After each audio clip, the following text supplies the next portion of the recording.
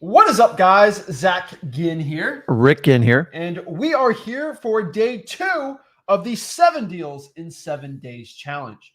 We are excited today to present our second day here. And if you thought day 1 was insane, day 2 is going to get even crazier. We're going to get more into the implementation part of exactly how you can get the best head start in 2024 for wholesaling real estate and everything you need to know about wholesaling houses. 2024 had the best chance possible. I'm telling you guys, if you spent all this money trying to learn wholesaling real estate and you spent $4 or $5 grand for a seminar type thing, this is going to be really the event we're doing. And it's absolutely for free. And we're here to get you going. Again, there's no pitch fest at this. There's no, I got you at the end. Oh, here's a $4,000 program, slash it in half. And you go, no. We just want to help you guys out for you to become the best wholesaler possible. We were excited about this. We're excited. Everyone can probably end up today with a plan for yourself to become successful in it. So you have the best shot, the trampoline to success, that rocket boost to success for wholesaling houses. We helped a lot of people yesterday. That was really exciting. Good. And let's try and get into it. Let's talk about this and really teach you exactly in the 7 Deals in 7 Days Challenge, the best thing you can do to become successful in wholesaling real estate. So let's break it all down. Let's get into this. The 7 Deals in 7 Days Challenge. Guys, make sure you network in the comments. This is a live event. Let everybody know in the comments where you're coming at, what you're doing, where you're going to do deals. What is up, Clay? Clay is out here. Clay is in Palm Beach, St. Lucie County, locally to us. Right. We got New Hampshire. We got Connecticut in the house, right? We got all these people. Love to see it. Everyone networking in the comments. Love to see everyone in here from across the country. Love to see it, guys. Make sure you network in the comments. We got Vegas in the house. What is up? What is up? We're pumped up. Wisconsin, Tacoma, Maryland. We're going on. But this is the 7 Deals in 7 Days Challenge. Let's talk about this and let's get into it. So we are here. We are in day 2 of the challenge. And so today we are going to learn how to talk to motivated sellers. We are going to talk of exactly how to value your deal. You know, a lot of people ask, like, how do I figure out if I have a good deal or not, right? Or how do I figure out what my MAO is, my LAO, all these things, right? And then you're going to figure out today exactly our acquisition systems, right?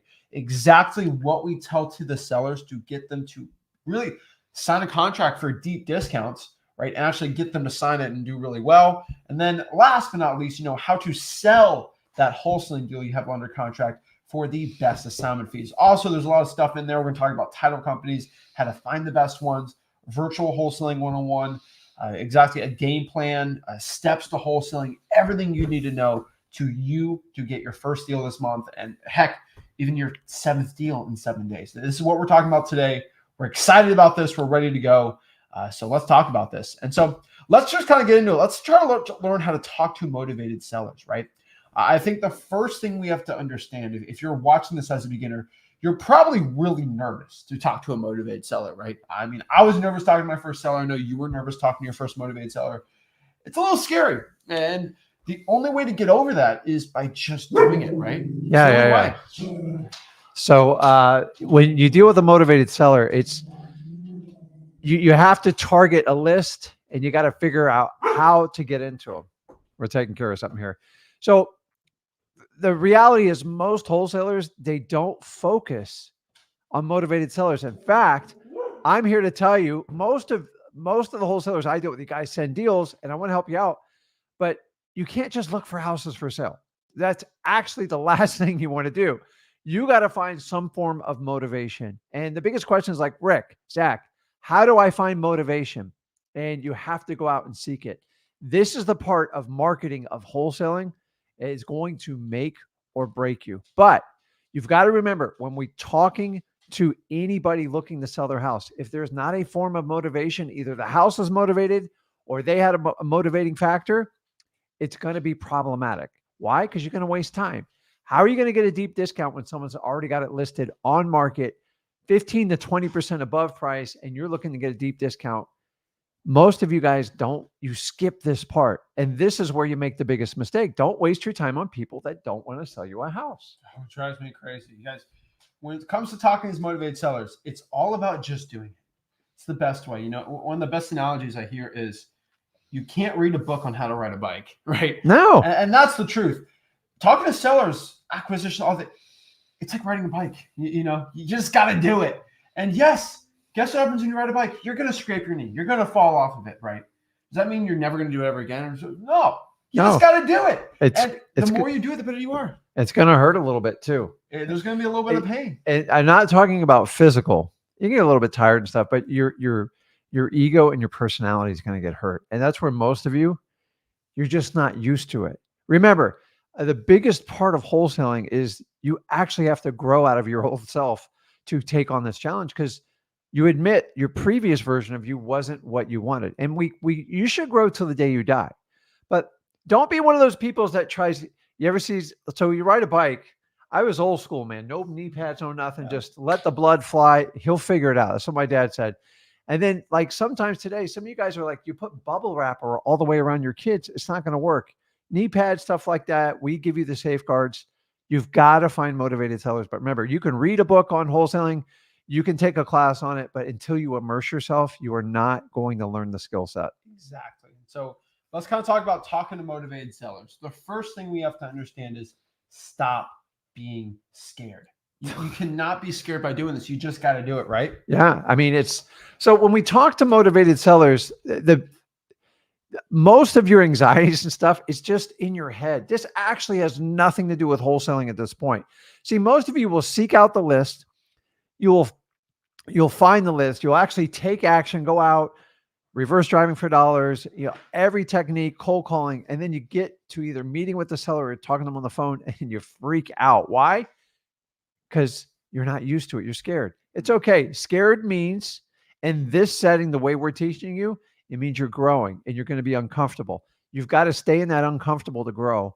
Or a lot of you guys, what you'll do is you'll retreat back to what's most comfortable. You'll do things that are monotonous that you know how to do because it soothes your soul. Guys, we have to break out of it.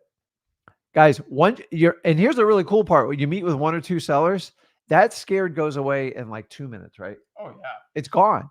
It's just, in fact, I'm here to tell you the anxiety is 10 times worse than the actual meeting. They're just regular people like you and me. They are no different. In fact, they're actually seeking out help. And that's where you have to come in and help out these sellers. But you can't help them out when you're scared and you're not confident in yourself. And I always tell people, listen, they always say, Rick, what if they ask me a question I don't know the answer to? Dude, simple. You have a team of people you work with, me, Zach, everybody who's online here communicating and networking, and go like, tell you what, that's a great answer. Let me reach out and I will get you an answer and I'll get back to you. Can you give me 1 hour? I'd rather you tell the truth than sit there and BS people. Get the truth. Go to your title company, real estate attorney, Zach, Rick, Flip with Rick Plus, whatever you need. But in today's age, don't lie to people. They know when you lie to them. And once you tell them the truth, they go, you know what? Great question. Let me get that answer. I'll get right back with you. Exactly. So we got to stop being scared. One old Greek philosopher type quote was, we suffer more in our thoughts and imagination than we do in reality. It's true. Totally true. 100%. The thought of talking to the seller and the what ifs, you suffer more in something that's not going to happen than what actually truly happens. And we got to stop doing that. The next part is we have to become relatable. I hate these people in wholesaling that hello, my name is Zach with Zach Homebuyers. How are you doing today? Does that sound real? No. Do you talk to your mom like that? And let me be honest, when you talk to a seller, you got to talk to your seller like you talk to your grandma or your mom. Hey, grandma, how are you today? You don't talk like that. That sounds crazy. No, right? and people can sense it. Guys, we've come from a society that's been so fake, really, the last 20 years. Oh. People are looking for the opposite. So how do you beat this? Just be authentic. Yeah. Honestly, it doesn't mean be an idiot. No. It means be the best version of yourself and help people out. But if you go, hey there, I'm here to buy your house and I'm going to give you the best deal possible. And they go, dude, I don't understand. Who are you? Remember, people do business with people they trust. If you can't get that trust, I promise you, you're not going to get good deals. And so many people go in there and they try to imitate. I don't need you to be Zach. I don't need you to be Rick. Guess what? Oh. God only made one of you. I promise you, you have a unique ability that nobody else has. If you're funny, if you're empathetic, if you're really good at reciting numbers and memory, use it because that shows your human emotion and that's going to differentiate you. I don't need people walking around with a bunch of robots like me and Zach. And the problem is we had this point where everyone was like, let's put on a jacket. Let's be automatic. I'm higher than you. So you've got to find a way to look your seller in the eye. This thing up here, the worst thing you can do, don't talk over your sellers. How do you avoid that? Be yourself. Just be authentic. Educate yourself. Learn to talk to people. Learn the flow of words. That's what we're here about today.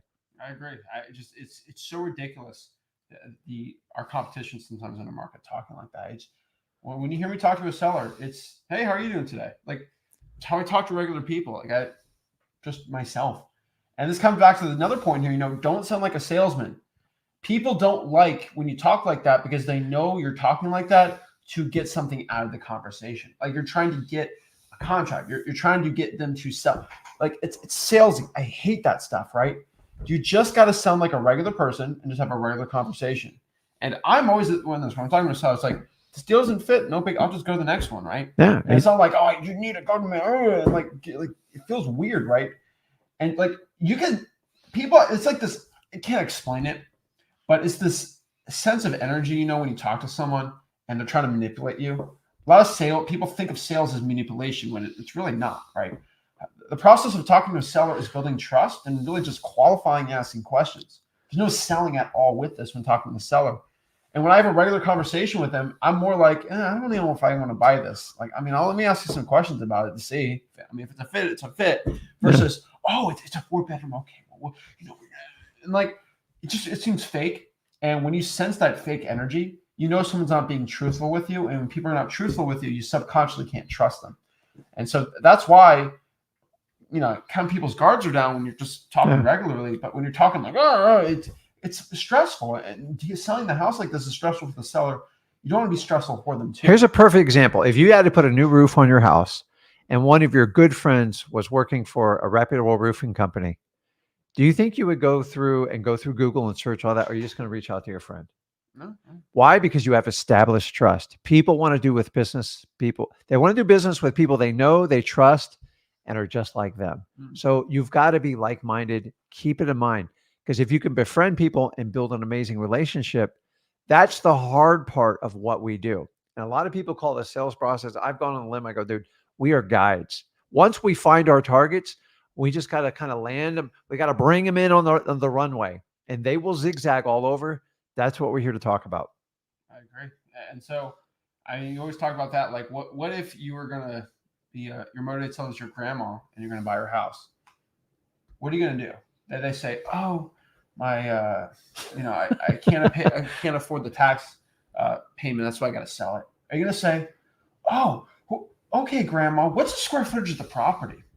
In an ideal time frame, when would you want to sell the property? Like, you're not going to talk to your grandma like that. You're going to say, what's going on? Oh, I'm sorry to hear that. Like, I think a lot of people don't understand that. Like, don't be going on like salesy questions and stuff like that. And here's my number one, right? What's the base square footage of the property, and what are the last permits you've pulled, grandma? Like, just crazy questions. And here's the problem: if you're authentic, it's transparent, it feels real. If you get too salesy, don't get me wrong. There's some businesses they have to have salespeople, cars and all that stuff. But the reality is, you ever had that salesman that keep using the same line? I'm so sorry you feel that way about your taxes, Zach. And then you just I go, dude, how many times are you going to apologize to me? You're like a robot. And I'm here to tell you, if you get robotic with your sales, it's going to kill your sales. So be you, become highly educated, and learn how to use the words. Honestly, words are about timing, tonality, speed. I'll get into that. I'm just here to tell you, be truthful. If you keep using the same tired old line, they sense it. If you apologize to me more than twice, I feel a sales pitch coming every time. I'm so sorry you feel that way. It drives me crazy. I don't understand it. I'm so sorry. Just don't sound salesy. And then the last part is just to focus on the script. Guys, right here, we have a script for you. You just got to focus on it. You can't get crazy on it. You just got to stick to that script, because a lot of you guys try to wing it, what to tell to a seller, and y'all don't know what you're doing. And just saying it for a beginner, it's crazy. So stick to our script we have here. Let's break down our seller script. And it's pretty simple, right? We explain this in the same way. And guys, before we get in the script, I'm here to tell you, the challenge is a lot of you guys rehearse it in your head. You do it aloud, maybe in your home, in your bedroom, in your home office. But the reality is, the minute you get in front of a seller, it's a whole, like, you are now under what we call stress, tension. Mm-hmm. and you've got to practice this. Exactly. So let's break down the script. So the script is It's basically, it's how we gauge our motivated sellers. So this is the point where we're into qualifying the sellers. And when we're qualifying the sellers, it's simple. Okay. What I like to do is simplify things. So I create acronyms. So MCTP, if you're new to the channel, check it out. We have this all in great detail on freewholesaling.com. But this is the acronym we use for qualifying sellers. This is the point where you're going to verify you actually have somebody that's worthwhile spending time and investing with it. So start out with like motivation. Obviously, we need some sign and form of motivation. Yeah, exactly. So we got motivation, condition, time frame, price. So what we're going to do right now is go over each one here. MCTP. So MCTP is the acronym we use when talking to a seller. So when you're talking to a motivated seller, oh, what do I say? Someone literally, all we have to do is the seller says, yes, I want to sell my house. What do I say? MCTP. So let's break down MCTP. Number one, motivation.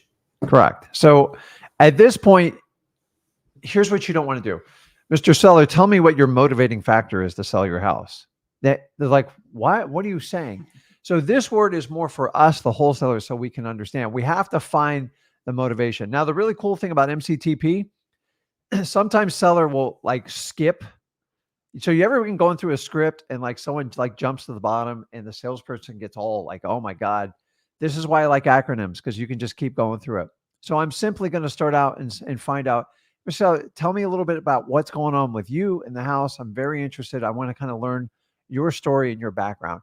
Most sellers will sing like a canary at this point. Honestly, I've sometimes just asked this question, and a lot of times they'll go through the entire MCTP for me. But I'm going to let them give me their initial line. Keep in mind, a lot of times sellers will give you their best foot forward. I've had people in some of the worst financial dire straits, the worst dilapidated house. They tell me, you know what, everything's great. Everything's really good. And this is what I need to do. If they go with more of like you, it doesn't even make sense and add up. I'm going to keep moving down the MCTP. But honestly, when I start in the beginning, most people will tell me about a quarter to half of their story. Remember, the better the listener you become, the more money you make in wholesaling. This is your job to let them talk. The more they talk, you're gathering intel at this point. It might be good, it might be bad, but the idea is I've got to decide where I'm going to lead this seller down the funnel. You're going to guide them, and we got to make progress. How do we do it? We just simply ask. So here's my open line. Mr. Seller, tell me a little bit about what's going on. Tell me about the house. I'm really interested in talking and meeting with you. And then just let them talk. The more they talk, the better you do. So you want to ask. I like to ask open-ended questions when I do this. How do you like to do it? So motivation is just simple. It's why are you looking to sell the property? Correct. And so the next one's condition. So when you're talking to a seller, think of condition. Can you tell me a little bit about the property? How's the roof, AC? Is there any repairs have to be done on the property? You make it pretty simple. How do you do it? So either they tell you everything or they tell you nothing. Exactly. And so if they go, the kitchen, they go, it's good. You're going to have to dig. I go, well, tell me a little bit about the house. And then from this point, you can find out how long they've been there, what kind of repairs. And it usually goes one or two ways, guys. Either they tell you, listen, the house is, they start talking about, they try to make it nice and it starts going down a slippery slope. And then all of a sudden, 5 or 10 minutes go by. If they start turning negative on themselves, I just kind of let them bask in their pain. I'm sorry, because I have to try to help them. And also, I want to see how much emotion they have tied to it. Now, if you're physically in front of them, it's easier. If you're on the phone and you're doing this virtual, you really got to use your listening skills. So the other way is some of them will simply lie to you. The house is perfect, got a white fence. They keep going on and on about how perfect the lawn's manicured perfectly.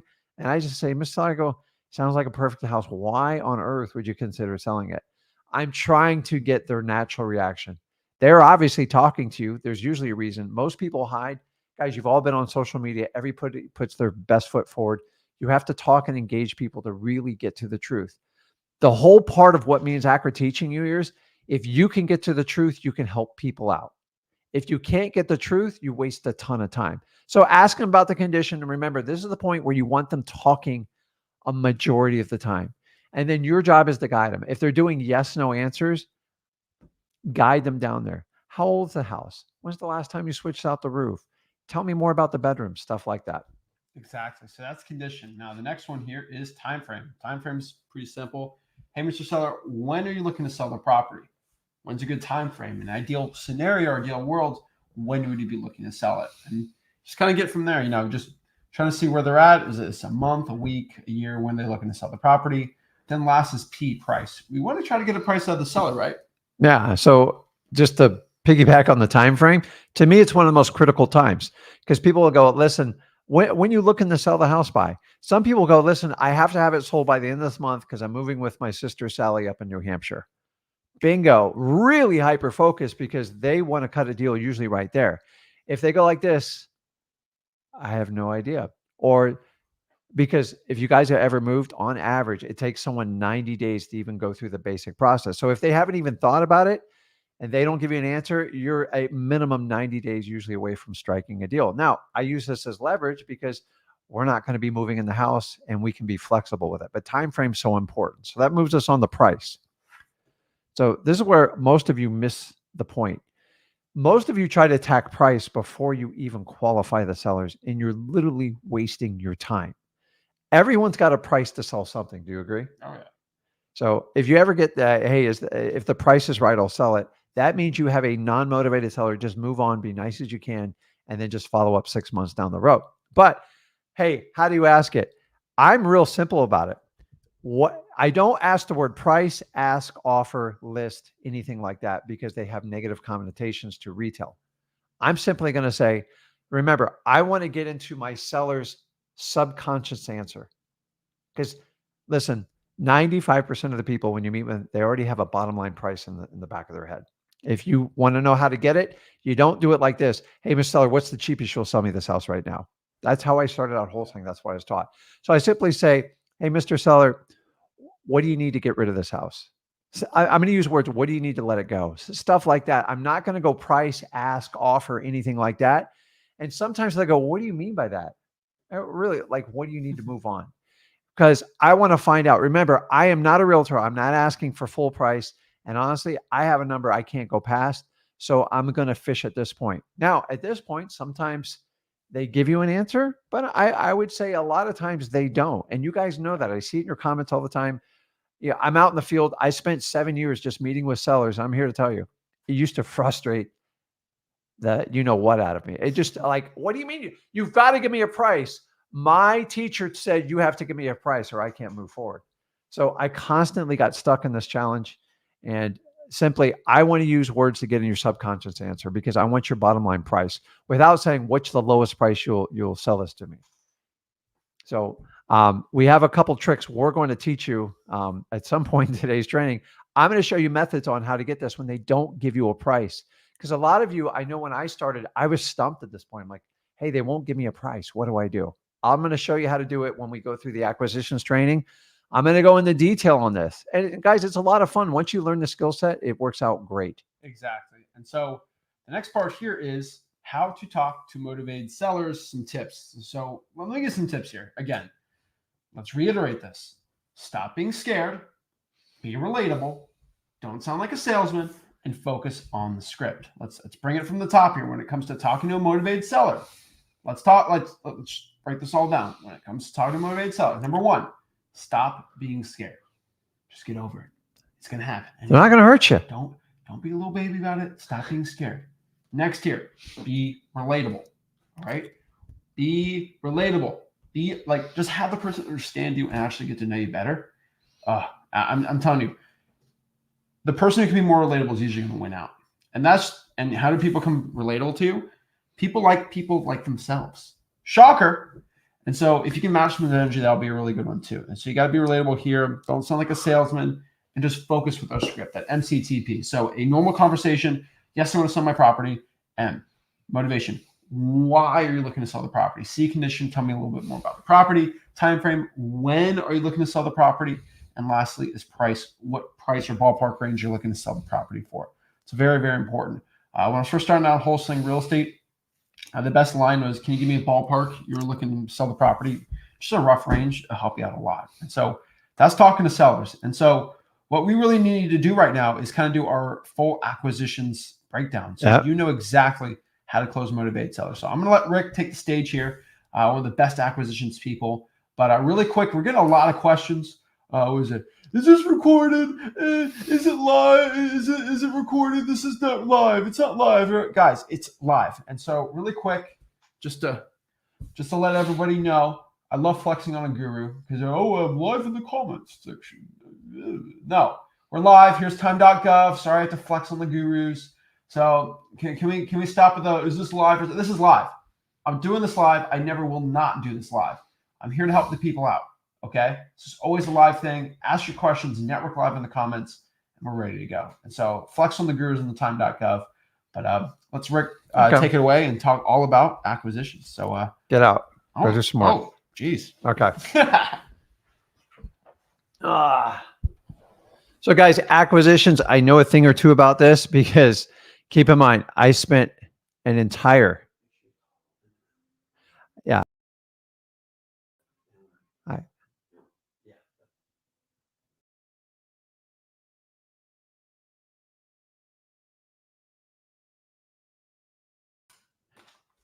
7 years door to door, basically selling everybody on wholesaling. And what I learned in the end, I wasn't selling, I was just guiding people because we are not used car salesmen, anything like that. I got no problems with it. I actually respect the industry tremendously, but we have to guide people.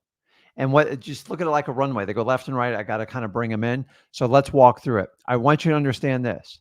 He or she that cares the most about their seller will get the deal. End of story. If you lead wholesaling from, I want to help you instead of, I just want to make a crap load of money and run you over, that is the difference between what me and Zach do and what most people do in wholesaling.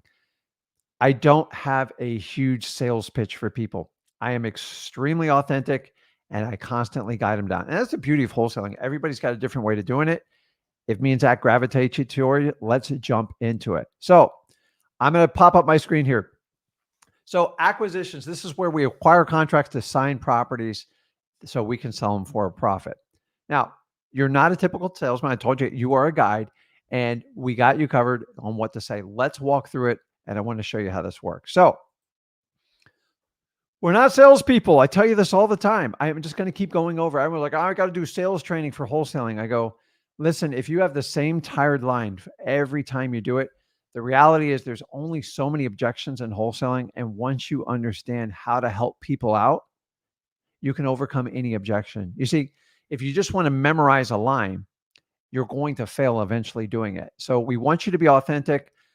Most of what we do is about qualifying and asking quality questions. And once again, we don't sell, we guide. If you understand this distinguishing feature, you will do really well in wholesaling. If you want to come in and you want to treat it like used car sales, you're going to struggle. You're going to lose a lot of great deals.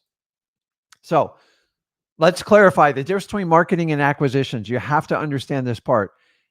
Remember, so marketing is all about finding and locating people that want to sell. Acquisitions is bringing that jet home and landing it and getting a contract, getting a motivated seller to sign a contract. And guys, we're not here to trick people. We don't lie to people. We're going to tell them the truth and we're going to help them. Pretend you are helping out your grandmother. If that gives you a vision, that is the type of person you have to help. Because if you don't, I promise you, someone's going to come out of the woodworks, usually a family member, and blow you out of the water. I've seen it so many times.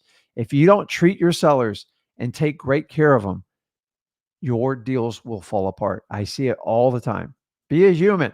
So what's a motivated seller? Motivated seller they have a reason they need to sell. Now, in my opinion, there's two types of motivation. There is a seller motivation, which means, hey, I got to sell. I got a pressing issue. I've got a foreclosure. I got a code violation. I have an eviction coming up. I have a divorce. I have I'm so sick of renting this property. Those, my friend, are like ideal. Those are the sweet spot. The reality is most of the motivation usually comes from the house. Somebody has a house for 20 years. They never put a nickel in it. And they desperately want to sell because the house is a piece of junk, but they are not truly motivated. And you have to weigh. Now, if you have a motivated house and a motivated seller, it's gold in wholesaling. But the reality is usually most of my leads, and I've been working in the business over 20 years, we have motivated houses. People want to sell it, but they are just not quite motivated. How do we overcome that? It's time and follow-up. So remember, if you ever get both, someone has a foreclosure, the house is, they got to get it sold and the house is in rough condition. Usually, if you just guide them simply down this process, it's usually very easy to get a great wholesaling deal. But we got to follow the rules on how to do wholesaling. I'm here to show it to you. The next one, the conversation, dude, it's all about confidence. And you guys, you can't go to your local grocery store and buy confidence, because if it is, I'd send every one of you out there to get it. Confidence is just a head game. It's just a head game. I've seen people with all the confidence in the world with no skill sets at all, and it like blows me away. You put confidence and skills together, that is the unmatched parallel in wholesaling, and that's what you need to learn. Confidence without skill set, you just talk a lot. You don't get anything done. Confidence with skill set, you can apply it and people believe in you. Why do people gravitate towards people that they feel they can lead them? That's how bosses come. This is what you need to do. You have to lead your sellers. You are a guide. What makes a guide great? If you've ever gone on like a guided trail at like a national park, they know every nook and cranny. Like they're just very good. But actually, most people don't understand this. The guide, they know all about the forest and like all the rocks and the history. But a great guide's one who interacts, builds great rapport, and talks to people. Because usually a good guide gets tipped at the end. If you don't have a great conversation, I don't care how educated you are, people will move on. And the confidence just bodes over it. When they answer questions, they respond without and a but. You have to believe in what you're asking. And if you don't believe in it, you have to find a way. A lot of people go, well, Rick, I haven't done a deal yet. How do I get confidence? Confidence is something you earn, but you have to earn it internally first. And then once your deal comes to fruition, it's like rocket fuel. It's unbelievable. But you're going to have to take a leap of faith and you have to become confident in yourself. This is why I'm here today showing you how to do this. I've taken the financial burden of learning wholesaling out. So always starts out like, who am I? Hey, my name's Zach Ginn. My name's Rick Ginn. He's got his name up there. He didn't switch me out. Me and my partner's looking to buy houses in the area for cash. That's it. So I'm helping you with the confidence because you have a team around you. You can use sellmypaper.com. You can work with them, but don't ever be the person out on the island, because people are like, how do you do this all by yourself? So, hey, my name's so-and-so. We're looking to buy houses in the area with me and my partners. We would love to find a house in this area and buy cash. Remember, you got to find the motivated sellers. Now, what do I want? I just want to buy houses for cash with my partner in Phoenix and Oklahoma, and not as a state, Houston, and it kind of go on. You kind of put your city in there, and it works. Guys, hate to tell you this. This works in every major market out there. We just got to make sure we have buyers for our product. So why I want it? My partner and I like to buy houses for rentals. We do some flips. We do a lot of work. It just really depends on the property. Because a lot of people go like this, well, what are you going to do for it? And you guys don't know the answer. It's simple. Honestly, until the property's bought and closed on, you actually have no idea. You don't know if it's going to be a rental. You don't know if it's going to be a fix and flip. Heck, you might keep it in your own portfolio. As you mature in wholesaling, you can do whatever you want with it. And so many people are like, do I tell them I'm just wholesaling the contract? No, because you don't know the outcome, because most likely you're not the buyer. You're going to sign it to your cash buyer and you don't even know what their final intent with it is. So you don't get pigeonholed. Use this line. It works really, really well. Now, I've always said, God gave you 2 ears, 1 mouth, that the writing's on the wall. Either use it or don't. I'm here to tell you, you've got to listen. Listening. If you talk too much in wholesaling, you're going to talk yourself out of deals. The more the seller talks, whoever talks the most gives up the advantage. Why?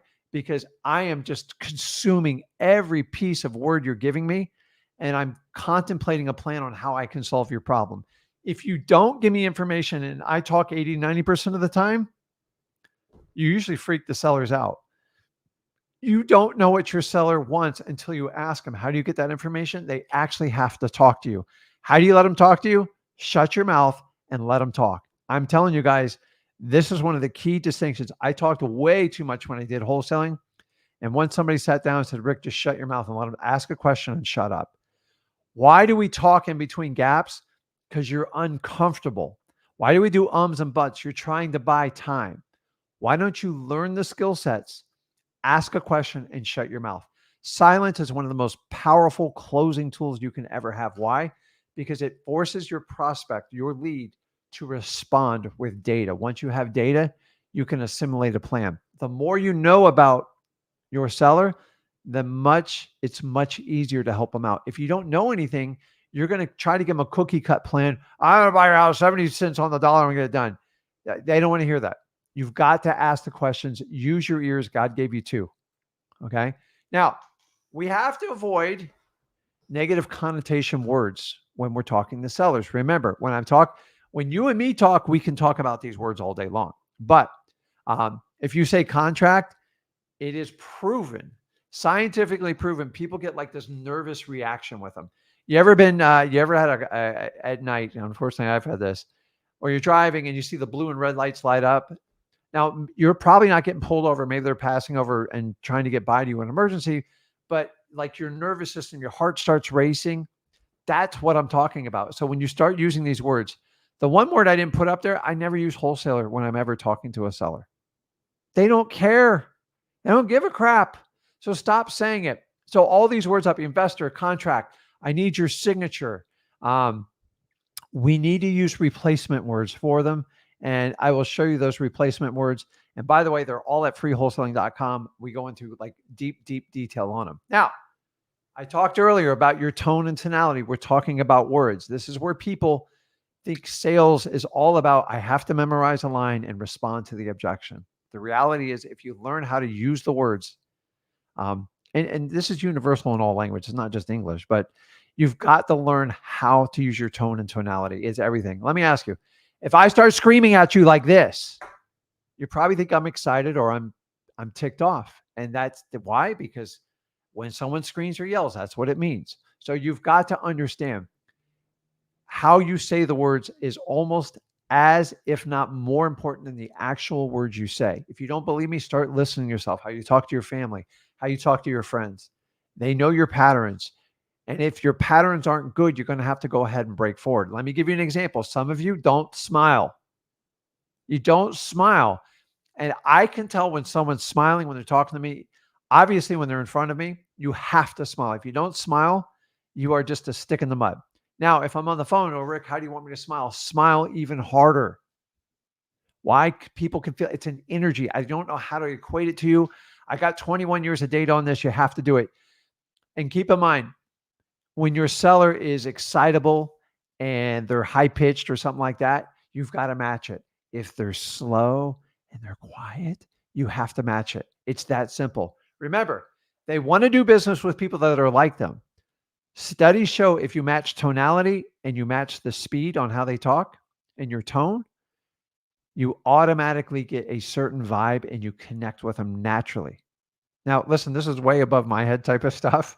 And I would love to talk to someone more about this, but I'm telling you, it's true. I've tried this out. A lot of you skip this part right here. Refer back to the acquisitions part on this video and make it come real. Now, how do I build trust and rapport with sellers? Okay. We can use the Ford method. A Ford method is just a way. I'm going to use this method when people are not responding. Now, when someone's responding yes, no questions, you're not asking open-ended questions. You're going to have to dig further. Some people love to talk. Some people don't talk at all. Remember, you are a guide. You've got to walk them. So if you start to getting yes, no answers, it means you're not getting anywhere. You're not getting any data and you're doing more of the talking. So ask an open-ended question. If you remember Ford, this is an old sales technique. And to me, there's a certain time and place for this. When they stop talking, go this. So it basically, you walk through it and it's an acronym, just like MCTP is. Ford. It's not the car company. So F is for family. O is for occupation, R is for recreation, and D is basically their dreams. Ask open-ended question. Just think Ford. They're stuck. They're not talking to me, Ford. So you should already talk about the family. Hey, what did you do a living? Especially if I have old people and you ask them what they did for a living, dude, sit down. Dude, they love to talk. People are so proud of what they did. I'm proud of what I do. I'm proud of what my son does. This is human nature. They like to brag about who they are. Remember, you have to lose your ego in wholesaling. This is the best way to do it. So letting the seller speak. You cannot step over them when they talk. If you like what they say or not, let them always finish. Don't ever talk over a seller. It is disastrous. It shows a hierarchy, and instead of you talking to your seller, you are talking to here. And I mean, guys, look at me. I'm here to tell you, you have to meet your seller eye to eye, because if you connect with them and they like what you're saying and you match their tone, their tonality, and you're using your words correctly and you're letting them speak, you're doing what 99% of most people won't do for that person. You're listening to them. You want to help them. If you truly want to help them, you will do this. If you think you're a know-it-all and you know everything and you're going to stick it down their mouth, I'm coming in right behind you and I'm going to gobble up that wholesale deal. People go, Rick, you spend way too much time with people. I go, look at the amount of deals I do. How much do you think I get paid an hour? Like, come on, let's go. Okay, so I'm telling you guys, and then I already talked about whoever cares about the seller the most gets the deal. One of the truest statements I've ever heard in my life. And I live the statement. I'm an empathetic person. That's the DNA I got. I use it. Remember, we talk about the highest skill set God gave you. I'm just an empathetic person. Sometimes it actually is a problem for me because I do feel for people's problem. I want to help everybody out. Yeah, I love this business. It's changed my life. It's changed my family, and I want to help as many people as possible. So you got to care about people. But remember, you're still running a business. If the numbers don't work, you got to be willing to walk away. We'll talk about that later. So the last thing on this is you got to be authentic. Me and Zach talked about this earlier. Be you. I told you I'm empathetic. I care about people. It's natural for me to connect with people. Honestly, I over connect with people. And sometimes I have to disconnect from a lot of people. But the reality is, if you just be yourself, don't try to be your favorite wholesaler, your favorite influencer. The world doesn't like, we need you. We need you. And people are like, how do I be you? And if you're you, you don't have to act. You don't have to pretend. You can be you and you can get plenty of deals doing that. So this one right here, I'm going to back up before I even put this one on.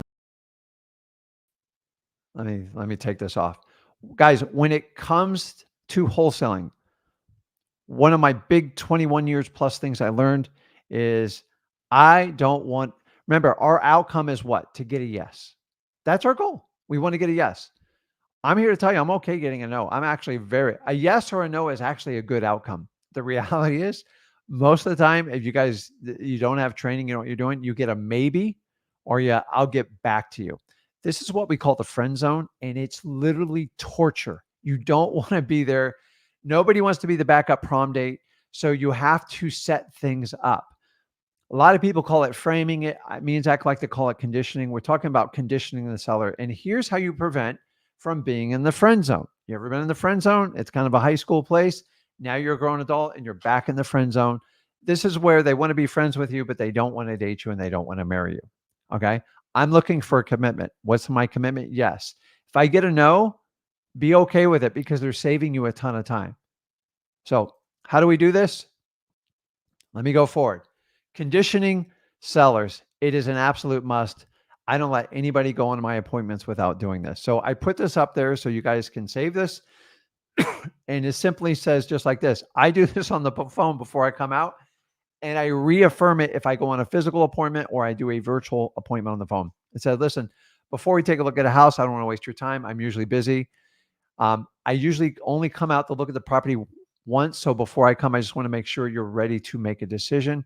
Either it's yes or no. Either you love working with Rick and it's a yes, or I don't like what you're doing and it's a hard no. Either way, I respect you. And at the end, I will do whatever I have to do to help you get your house sold.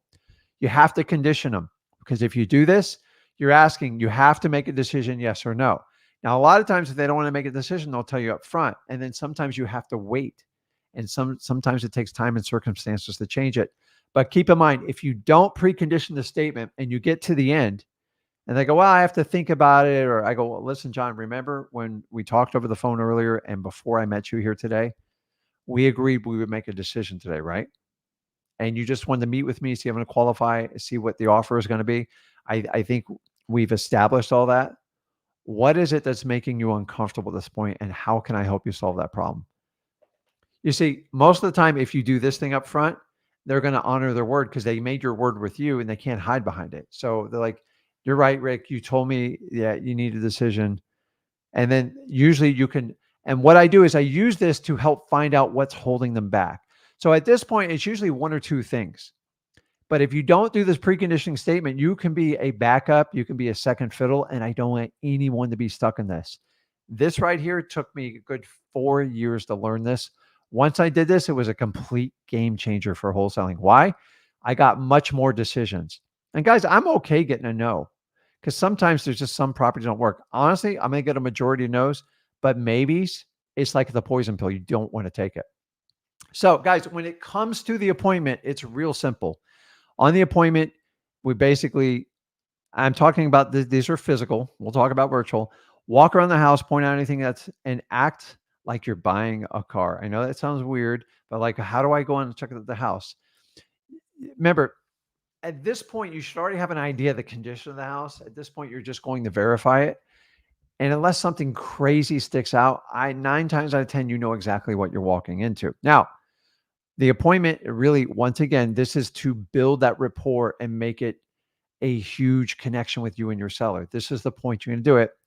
And remember, here's one of the biggest problems I'll tell you guys right now. As a new wholesaler, a lot of you will you'll build amazing rapport. Most of you don't have problems doing that because you're naturally nice people and you like to connect with people. It's normal. Nobody wants to headbutt and fight. But the reality is you have to get to the negotiation. And what's negotiations? It's all about tension. How do you dissolve the tension? Most of you just keep talking. So I used to sometimes go on and on. Now, the problem is if you talk too much and you stay in that rapport zone, you will discredit yourself because you're not doing what you told you were there to buy the house.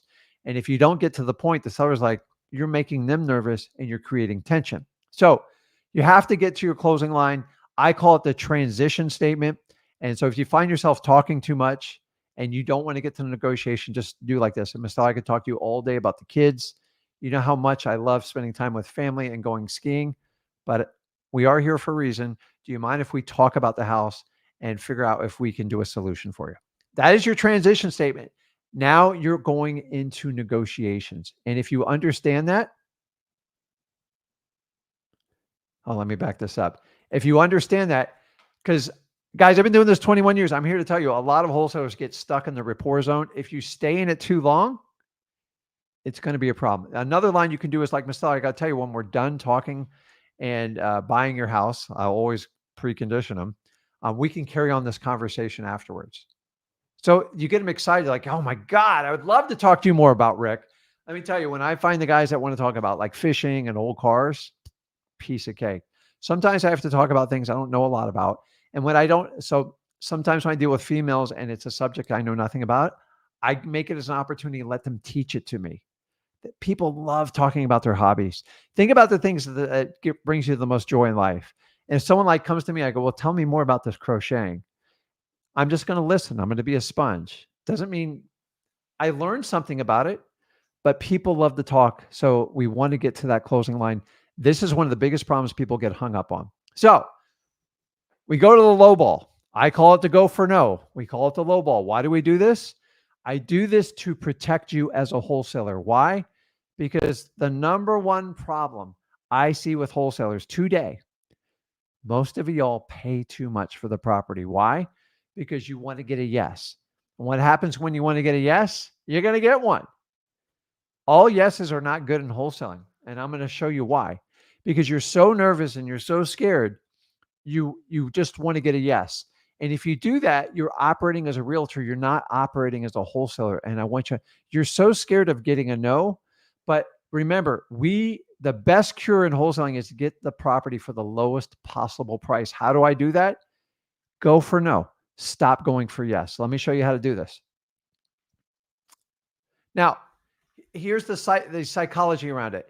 Most of you have an MAO, maximum allowable offer. So say a property is worth 200 and you go, I'm going to offer 170. So you offer me 170. I go, oh, no. I need 220. I'm like, what, 220? I thought you said the house worth 200.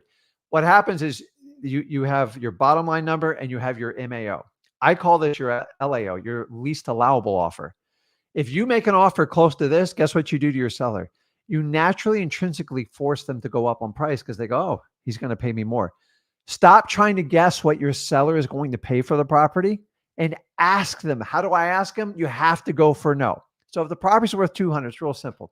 Hey, Mr. Seller, what do you need to get for this property? And then they go like this.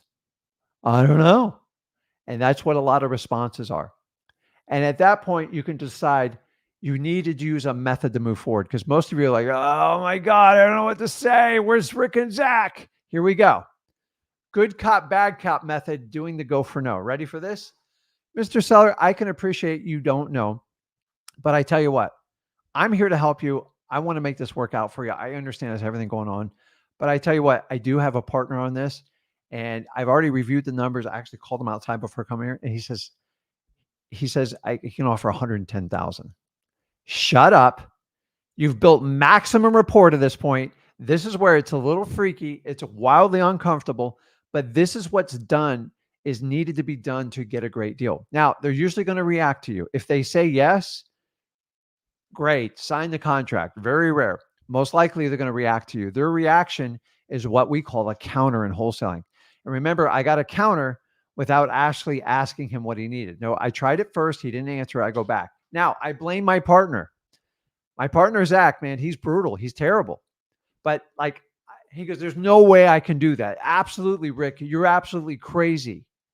I go, hey, easy. I get it. But remember, that's my partner. That's why I'm here talking to you. John, do you have a number that you would let go of this property? And I just go back. And he goes, listen, I talked it over with my wife and we can't take anything less than 146. Okay. So what did I do? I went from 170. I went from 110 to 146. I'm still going to try to get a little bit lower, but I've cut about 3 weeks out of the negotiation using this method. Now, the goal is not to get kicked out of the house, but remember, your goal is to get a counter. Why? Because you all try to go for yes, and you try to get it done in one shot. This is a negotiation. I'm looking for your subconscious response. So when I do something like that, you usually get a reaction. Use it to your advantage. This is all about learning how to talk to people and how to guide them. I'm just looking for a response. That response is probably the best data you're ever going to get from a seller. But a lot of you try to do that without building rapport. It doesn't work. You just get kicked out, and for good reason. Now, the next method is called the volley method. One of my favorites.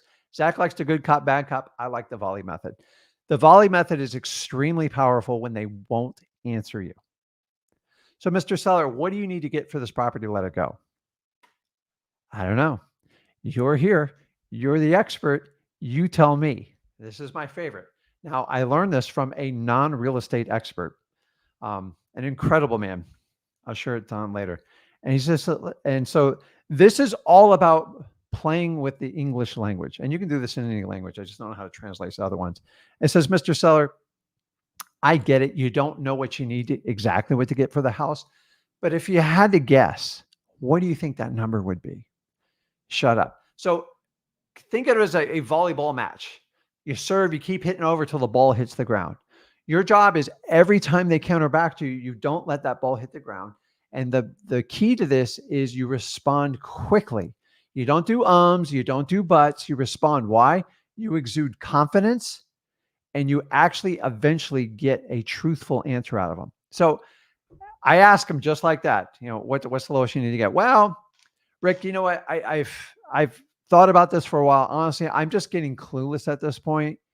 Can you just make me an offer? I said, John, listen, I get it. You don't know exactly what it's going to be. And I know this can be a little bit confusing, but John, listen, if I had to put you in a corner and say, you and your wife, what do you need to get for this property to move on? Tell me, where will you be at? What would the number be? And now what am I doing? I'm actually frustrating the seller. I'm putting them in a corner. Why? I don't want to stay in the maybe lane. How do I avoid that? If you can overcome 2 objections of the average human being, you can get what you want from them. Now, I might not get exactly what I want, but he's like, okay, Rick, you pressed me. We need 160. That's the bottom line number. See, I got his subconscious response just by volleying. See, if you volley, it works really well. The key with a volley, you can't let the ball hit the ground. You got to serve it back. And the key is just repeating some of the words and say, listen, I'm going to give you and give me an answer. And it's that simple. If you practice this, it's powerful. Now, for those of you who think you're going to use on your spouse and your kids, it works about 3 times and then they figure it out. Remember, you only deal with a seller on average once or twice. They don't figure out what you're doing. But honestly, you don't have to memorize this crazy strip. You just practice the volley method, the good cop, bad cop. It works phenomenally, guys. You got to keep that in mind. So let's talk about the seller first method. And then this is just basically on I'm sorry, I skipped this. On the seller first method, you really just talk about the seller. You talk about everything they want to do and you let them try to do as much talking. Once again, this isn't my favorite way to do it. I love the volley method. Zach loves, he loves the good cop, bad cop, but putting your seller first method and just trying to get them to get the initial response. If you follow through and their compliance, it works really well. Now, when we get down to the contract and you agree on price, I want you to understand this. You have a verbal agreement. You're good. Don't have any paperwork, no briefcase, no nothing. And then once you have a verbal agreement, Mr. Seller, do you mind if I go out in my car? I'm going to go ahead and get some paperwork so I can sit there and write this out with you. The key is I want to write this out with you. I've had on numerous occasions when I pre-fill the contract out, it makes them nervous. Also, if you hold contracts and paperwork next to you, sellers will start to look at it because they want to know when you're going to reach for it. It scares them. It makes them nervous. They don't know what's in there. Take it out. Get rid of your cell phones. Get rid of any gadgets in your hand and just look them just like I'm looking you in the eye right now and talk to them. You have to make eye contact. Some of you guys are horrible with eye contact. You have to make eye contact. So at this point, you're going to take a lot of pictures. You're going to explain the entire process going forward.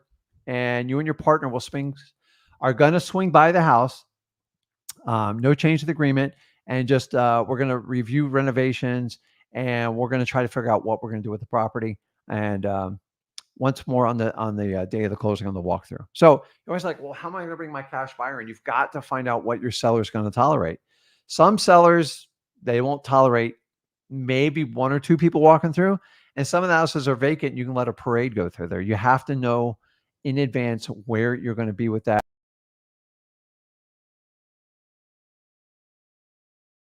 So guys, I don't want to lose anybody. The really cool part is this is all recorded for you.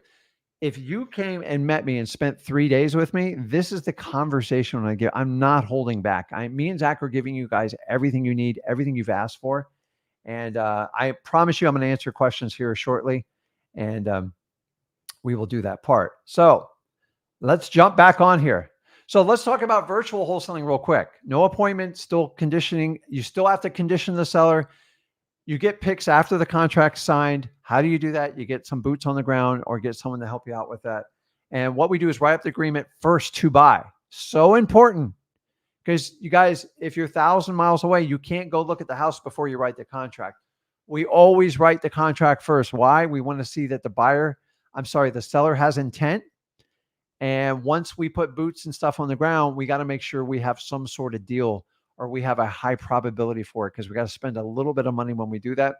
And then mostly the biggest challenge on virtual is confirming the condition of the property. So many times we look at a property, she says it just needs a little bit of paint and stuff. We factor in like $3,000 and winds up being $50,000 because it's major damage.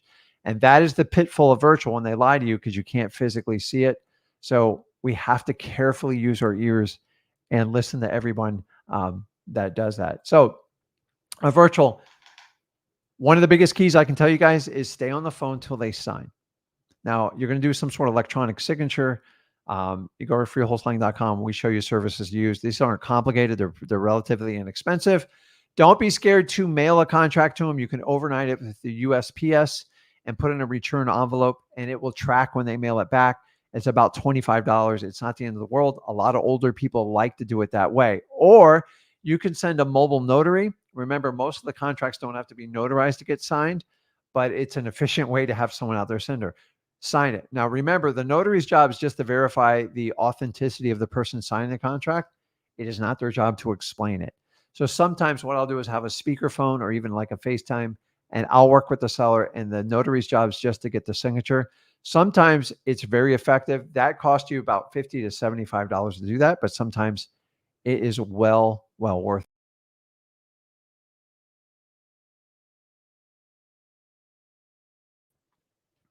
Let's look at any questions here, because I know I was busy talking the whole time there.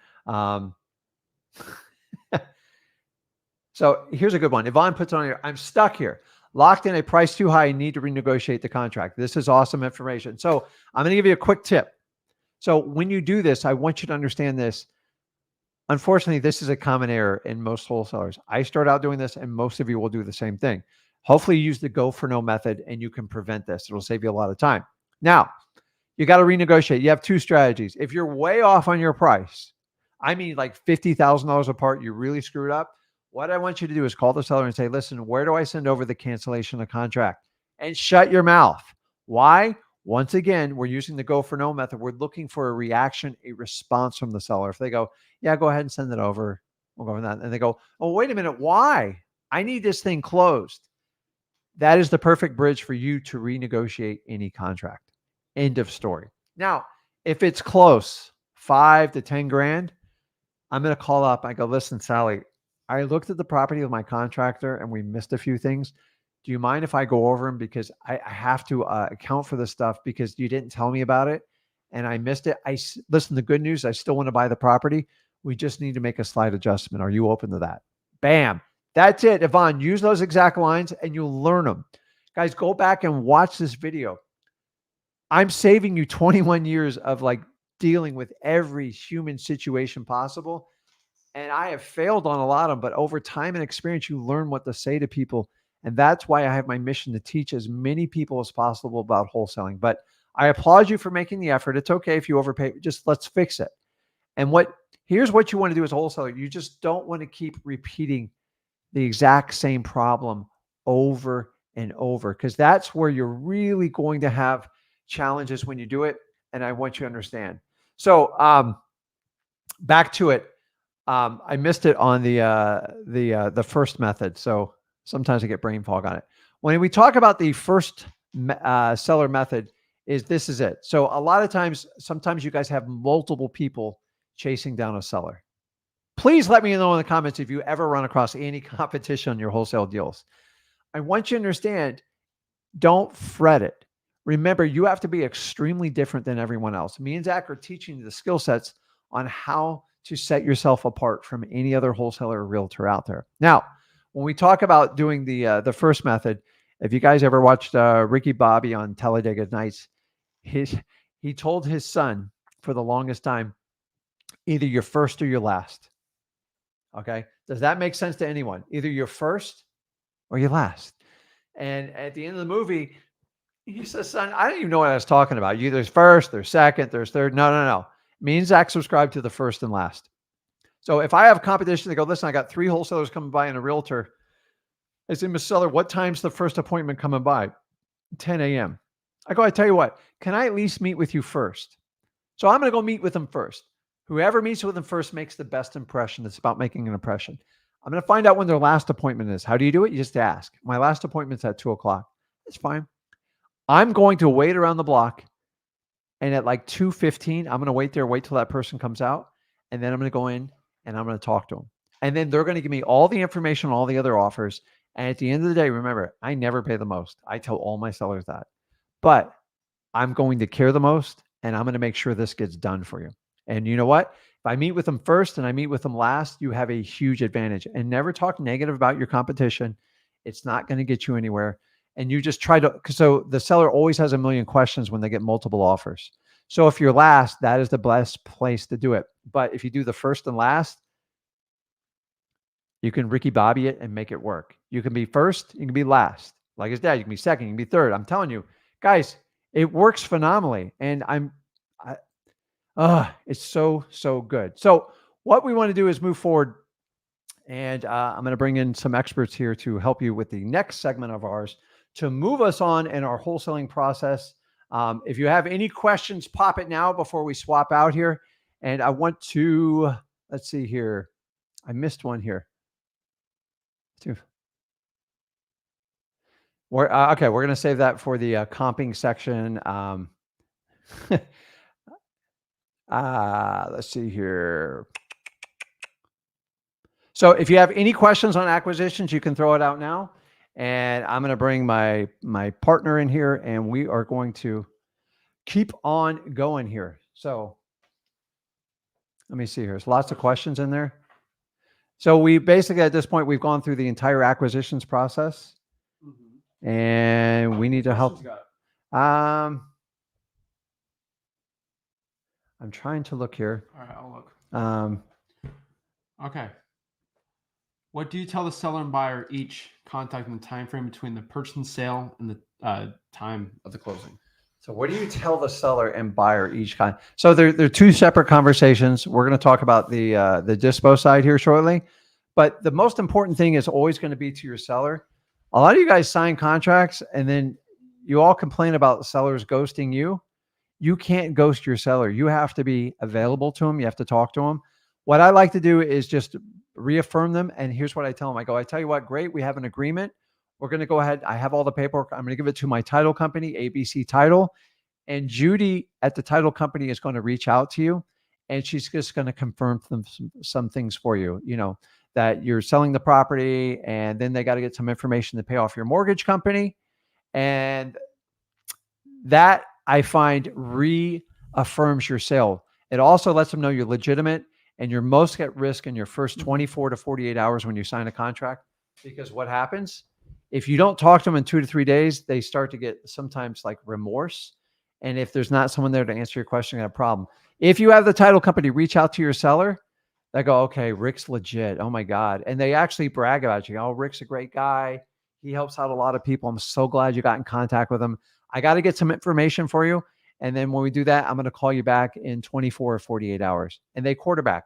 But that doesn't take the liability off of you. I'm touching base with them every 2 or 3 days until I get to the closing. Because if you leave them alone for 7 to 10 days, because you're secretly trying to find a cash buyer, you're going to freak them out. You got to keep them engaged and you got to keep your seller happy. Okay. And to answer your question here, also what you tell the seller, when you sign the contract, you basically let the person know, hey, what we're going to do is I'm going to send this over to the title company. I'm just letting you know my partner's going to want to come by and actually see it.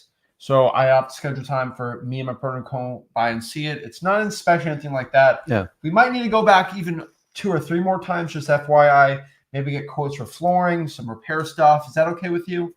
Okay, perfect. Then you go from there because you're kind of setting the stage for the cash buyer to walk through the property also, just FYI. And so let's answer, we'll answer some questions after too, but we got to really share with you more information here because obviously this isn't a Q&A thing today. So let's kind of break this down and get more into the cash buyer side. So let's talk about cash buyers dispositions, guys. Cash buyers dispositions, this is basically the process of selling your wholesaling deal when we get it locked under contract. Now, what I have personally found with cash buyers, so there is a tier list I've found with most cash buyers. And this tier list is interesting, but it's one that's completely true. Cash buyers can be pretty much categorized in 5 levels. I call the ones that buy the most houses, they're what we call slumlords, more or less. They own a lot of properties and they rent them out like it's insane. And a lot of them just buy and rent them out. Institutional buyers, stuff like that, they usually pay the least per deal. Now, you get to the next level, which is kind of like the high-end flipper, someone flipping over 20 houses a year. They're pretty good. You know, they'll pay less than the medium level flipper, but they'll pay more than the slumlord. And then you have the medium level flipper doing maybe 1 flip a month.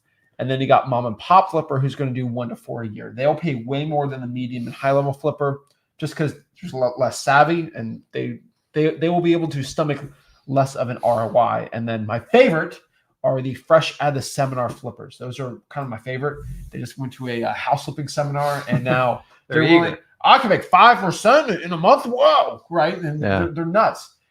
Those are one of my favorites too. And I always get asked, always about how do I find the fresh out of the seminar flippers and all that. And we're going to break it down. But Facebook groups are going to be one of the best ways to find them too. But what we found with cash buyer tiers, there's basically 5 tiers of this, from paying the least to the most. And they're all pretty easy to find, right? Yeah. I mean, they're, Listen, guys, this is true, that this hierarchy. My favorite person is someone fresh out of a seminar, or someone that just wants to fix a house up for their family and the dad's handy, because he can pay more, because he's underestimating what the cost is. Remember, everyone makes a choice when they buy a house. I don't know much about the house, and if they need like heavy rehab, like honestly, the less houses they buy, the rule of thumb is the more they'll pay you. Why? Because some of them are going to live in the house and do that, and they don't have to figure it out for 10 years. And I'm fine with that. It's not our job to tell you what to do with the house. Our job is to find motivated sellers and put them under contract and present them to cash buyers. Exactly. So those are the tiers. Now the question is, how do I actually go out here and find cash buyers, right? And so a lot of these are going to be cost money, and a lot of them are free.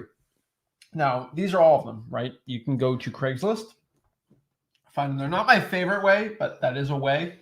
You can go to Facebook groups and basically find them. I'm going to show you kind of in the next slide my script for finding Facebook group cash buyers. We can go to Facebook Marketplace and find people looking to sell properties that they have or rent out properties. We can cold call cash sales, basically using a service like listrei.com, zachdata.com, dmzac.com of just cash sales, and actually calling these people up, seeing if they want to sell the property. We're actually going to do that today. That's going to be pretty exciting. We can go to local real estate investing associations. Not my favorite, but it's a way. And one that's really working lately really well is going to be realtors. Realtors, they have a lot of buyers, and they're okay. If you know the script to tell your realtor that hey, do you work with wholesalers? If I have a deal and you'll get paid on it, they work really well. Again, you can do cash sales and like text them if you want. Listrei.com is one of my favorite ways to do it. Hedge funds is another good one too. Now, some markets don't work well with the hedge funds, some do. You can either JV with other wholesalers or JV with us. Sellmypaper.com, right? So if you guys need help selling your wholesaling deal on the dispo end, I practice what I preach. I'm pretty good at getting deals sold. Sellmypaper.com, do it around the country. So just wink, wink. But also what you can do here is you can kind of run Facebook ads, Instagram ads. I'm not the biggest fan of it, but that is an option. And then one of my other favorite ones is just going after new real estate agents, like brand new green ones, usually like really young ones too. That works really well. But realtors they're very underrated source of cash buyers. Yeah. I mean, you guys, a lot of you go, wow, realtor is going to cost me money. Now I'm just telling you, I thought that too. You go, they're going to cost me between 3 and 6%. They actually make you on average 15% more. So you're going to get a 10% bump by using the realtor. And what I love about the realtor is I don't get the drama. The realtor just wants their commission check. And a lot of these properties, when the realtors represent the cash buyer, they look at it, meaning the buyer's technically buying it sight unseen on the realtor's word, and your hands are completely clean. You get a little drama from the realtor, but like it's very minimal. And honestly, I would pay. It's worth the fee because you don't have to go through all. Realtors do not, the ones that represent cash buyers, they do not waste time. They're extremely efficient. And what happens though, they go, hey, listen, if you find anything else like this, give me a call. And when you go, the second one goes even faster. On average, when I use a realtor, my deal sold between 10 and 14 days. I've had it done as little as 7 because we don't have to go through the usual hurdles we have to do on a typical cash buyer. Exactly. And so that's how you find the cash buyers. Now, what are kind of our cash buyer list building rules? I would say you're going to want quality over quantity. And say this a million times, 5 amazing, highly qualified cash buyers is always going to beat 3,000 bad ones, right? Yeah. I mean, it's quality over quantity. When you guys say, oh, I got 5,000 cash buyers nationally, I don't believe you. Nobody else believes you. And you can take that guru canned pitch and get rid of it because it's not real. The reality of you having 5,000 legitimate cash buyers, it takes an extraordinary amount of effort. The reality is you have to vet these cash buyers. And if you had just 5 high quality cash buyers that gave you a proof of funds that's ready to go, you were better off than the guy who has 500. Because if I have 500, guess what? 498 of them are other wholesalers. Period. You're wasting your time. And that's how you get in trouble in this business. When other people try selling your deals and everyone's trying to ride off of you, you need cash buyers. I have nothing against doing JV deals with wholesalers, but we need to be transparent about it when we do it. When someone disguises themselves as a cash buyer and they're a wholesaler just trying to daisy chain you, you better know that up front. If you do our system, you will snuff every one of them out. And you go, Rick, I called 10 cash buyers and 9 of them, they don't want to prove anything to me. That means you talk to one cash buyer. Yep. End of story. I see it all the time. So just be very, very careful with your list building. It's always about quality of buyers over quantity. Okay, don't be the guy, I got 5 million buyers. No. Trust me. No. Okay. Now, some big hack I'll tell everyone is I love the cash buyer Facebook hack. Most people, I'm telling you, you got to be doing it. All right. Okay. So make sure you go do that. So the free cash buyer hack, I'm telling you, this is it. So what's my free cash buyer hack? Basically, this is my hack to find cash buyers on Facebook. Okay. So when you go to Facebook, you can go and do it and find a bunch of ones on here. So let's go here. All right, so let's go here just to get the right slide here. All right, and so this is it. So screenshot this if you want. Let me know if this is what you want to do. But basically, this is it. This is my big script right here that I post in Facebook groups. And these are real estate investing groups. These are realtor groups, wherever it is. But copy and paste it if you want. But this one works really, really stinking well. Houses at a deep discount. If you are in the Port St. Lucie market, say Houston, Dallas, whatever market you're in. If you're looking to buy off-market properties for 30 to 40% off market value and make big profits on the next rental or flip, then private message, DM me, message me, right? And then ... drop your email or message, and I'll send you some of these deals. Guys, I'm telling you, this works really well. Don't do this in a wholesaling Facebook group because you're going to get other wholesalers looking to steal your deal. But cash buyer groups, realtor groups, real estate in general groups, just kind of fishing out here, you will find a lot of great wholesaling deals doing this. But it's a quantity game. You should be posting this every day, every other day, and just building a list up like that. It'll work really, really stinking well. I highly recommend you guys start doing that because it's one of the best ways to find cash buyers on Facebook. Now, cash sales, like I've said before, you can go to the section of all the people that bought a house for cash, which are in essence cash buyers. And you go in the zip code that you have the property under contract, pull the list, skip trace it, text, call them. Hey, I saw you. This is my script basically for them. Hey, I saw you purchase 123 Main Street all cash. Are you looking to buy any more houses at a deep discount? Pretty simple, right? I mean, just, yeah, I did buy that house. And no, I'm not looking to buy any more houses. Or, yeah, I actually might be. Well, my name is Zach. I'm a wholesaler. Are you possibly interested in me sending you some wholesaling deals? You go from there. I mean, they should understand what an assignment is if they're savvy enough, and you should be good from there. Realtors are good too. There's some websites like realestateagentlist.com. I'm not the highest recommend, but it is one. You can pull all realtors in the area, get their emails, phone numbers, and cold call them. I do like actually going back to cash sales and then going to the buyer's agent of the cash sales and calling them. So you can just use like listerari.com, dmzach.com, zachdata.com for this too. Ask if the realtor has any cash buyers, explain who you are, and then basically see if those realtors actually want to go out here and send you some of their deals.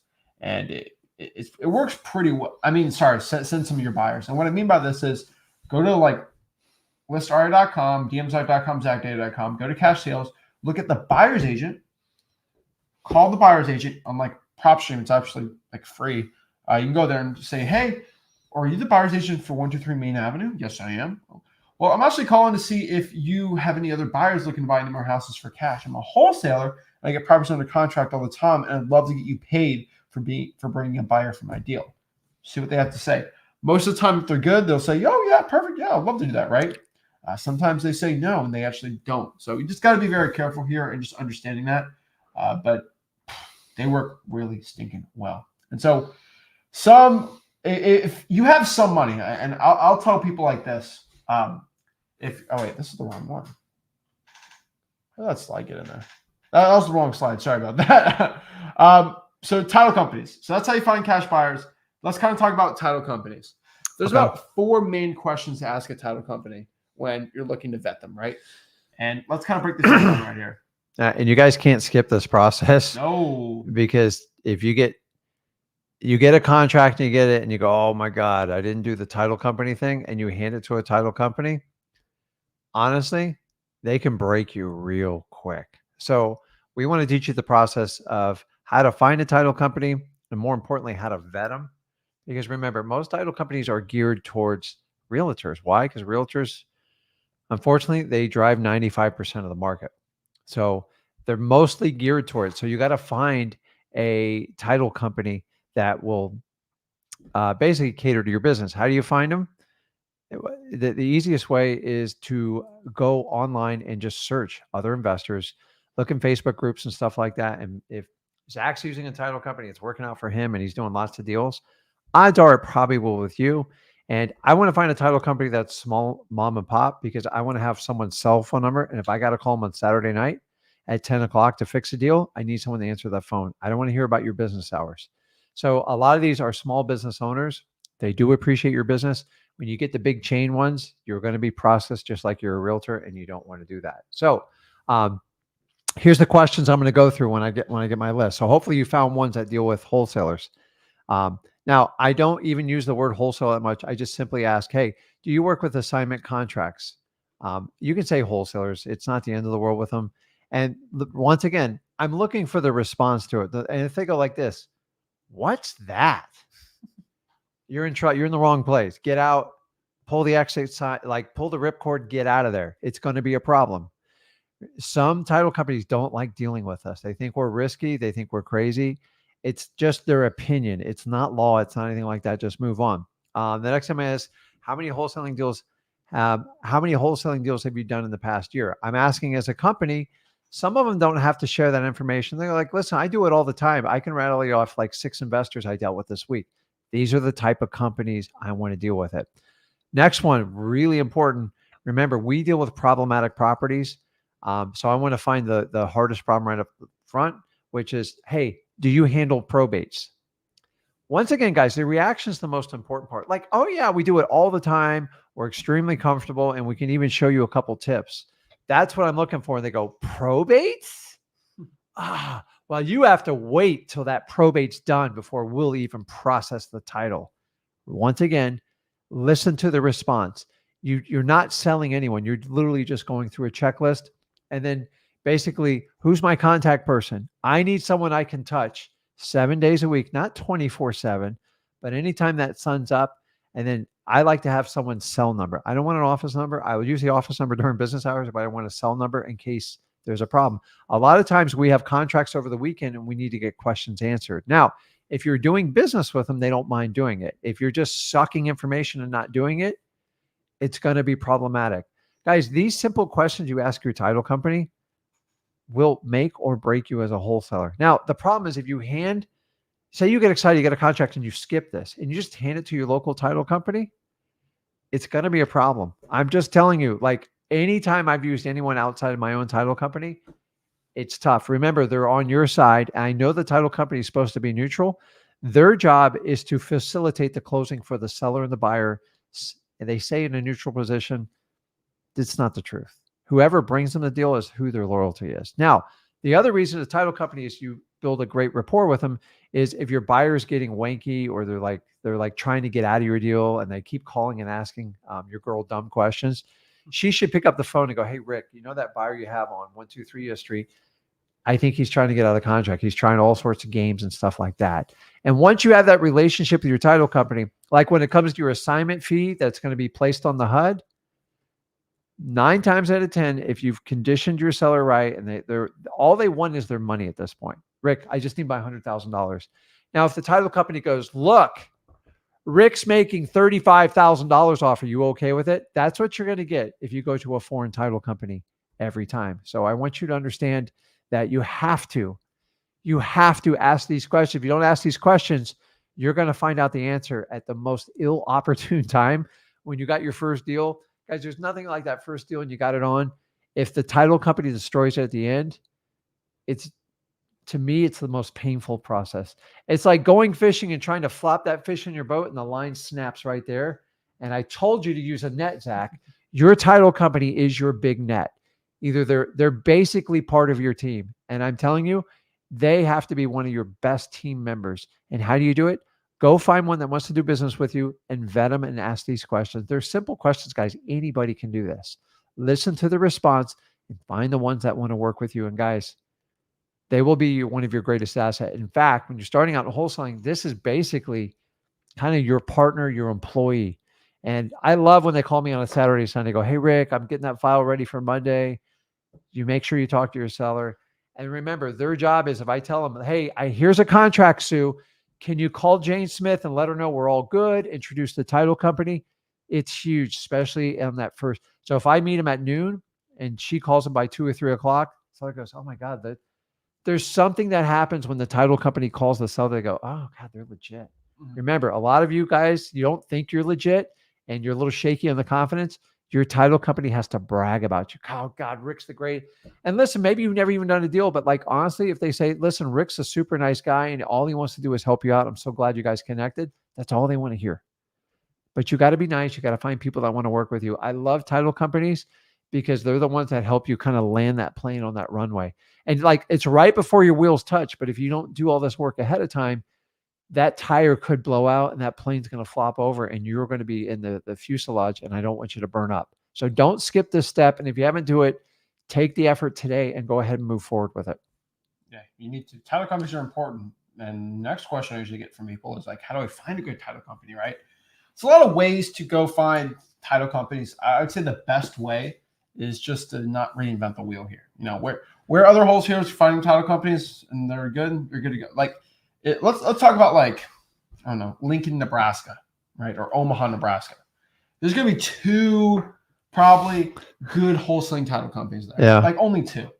And if there's thousands of wholesalers there, they're all going to use the same couple title companies. Don't be afraid that other wholesalers use that title company. It's fine. And actually, it's better because they're more used to that. Yeah. Now, the one thing you got to be careful, and this isn't law, obviously, but some title companies do it because they feel like it's the right thing to do. They will tell the seller, and we've had this happen before. Hey, Mr. Seller, this is Sally from Jan Title, and I'm just letting you know that Zach is not buying your house. He's making a $25,000 assignment fee on this deal, and he's actually not the buyer. It's this other guy. I need to let you know this right now. Guys, what's going on? Do you want out? It happens more than you think if you have the wrong title company. No, guys, your title company. It's key, and that's why we want to stick to the smaller mom and pops because they care a little bit more. If you get in some of these big national titles and you go, oh, I'm going to do deals all over the country, dude, there's very few companies that can do that. Honestly, you're not equipped to set up for that. So each title company should be for a specific state. And a lot of times I like to have the title company in the specific, like a county or maybe like a tri-county area, because the reality is most of you either going to have a seller come in and do the closing, or if you're doing it virtually, you can send out a mobile notary and stuff like that, or you send them into a local title company. I will tell you in the beginning, if you can send them to a local title company and you've never done a deal before, and they're like you want to exude confidence, that title company is like a huge crutch for us because they're like, they're licensed, they're insured. There's a lot of process they got to go to sell title insurance. And by them going and then using a third party to authenticate, hey, Rick's for real, it helps you out a lot, especially those of you swinging the bat to get your first deals. I agree. And so you just got to be careful with that too. So yeah, what I like to do is go in Facebook groups and just look up in a big wholesaling group, like Nebraska Space Title Company, and it'll pop up and be, oh, I use this title, and this, you just call them up. You also cold call all the title companies and ask your questions. But if wholesalers are using that title company, there's a reason because it works really well. From there too, the one other rule I would say is, this isn't like a rule, but I do ask all my title companies this. This is the 5th hidden rule. But ask them if they do double closings. And more specifically, double closing in escrow, which basically means that when you're doing double closing, you can use the buyer's funds to kind of be your transactional funding. That's pretty cool too. It's not a must for a title company. Last but not least is we went over contracts yesterday, right? But what I want you to do is send that contract to the title company and just get it approved from them. The worst thing you can do is get a property under contract and the title company says, we can't accept this. Scary stuff. So you want to make sure that they approve it right. There's always lawyers at the title company that's going to look it over for you. Don't worry about it. You should be fine. But title companies are very powerful. One other last tip before we get to the next part here is with a title company, if I have a seller who, if you're young, like I was starting out 17, 18 years old, it's like, You're still pretty young. I'm 24. I'm old enough.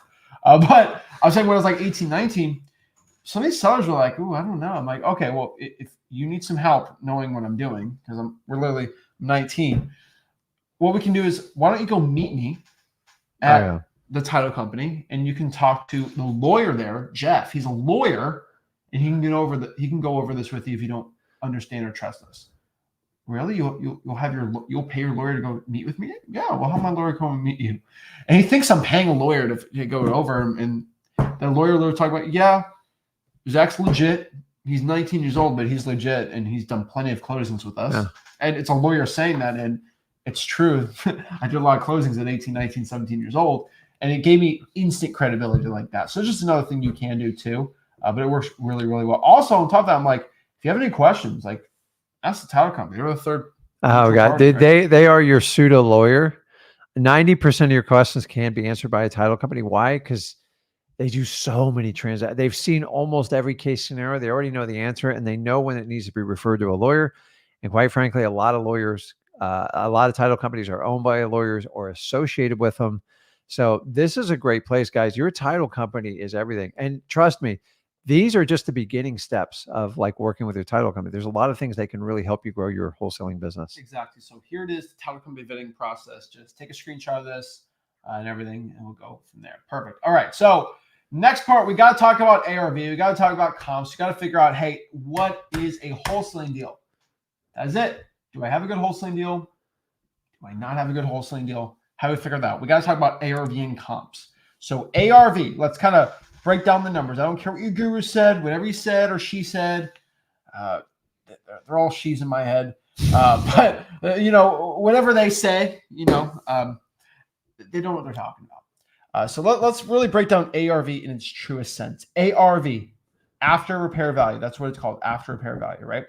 So ARV, let's break this down. We got repairs, and we have AR, and then V, and then ARV. So let's just kind of, I know it sounds confusing, but really think about this for a second. ARV. Let's separate the AR out of the V. AR stands for after repairs. And basically what AR is, it is the repair costs needed for the property. And what is the V in ARV? Value. Yep. And so value is actually another word for MAO, max allowable offer. And so if we're trying to understand this, V, value, is actually what the property is worth right now. It's actually what the value of the property is. It's value. Mm-hmm. Now, when we put AR before V, that is repair costs needed. So if we look at ARV, really breaking things down is MAO plus repair cost.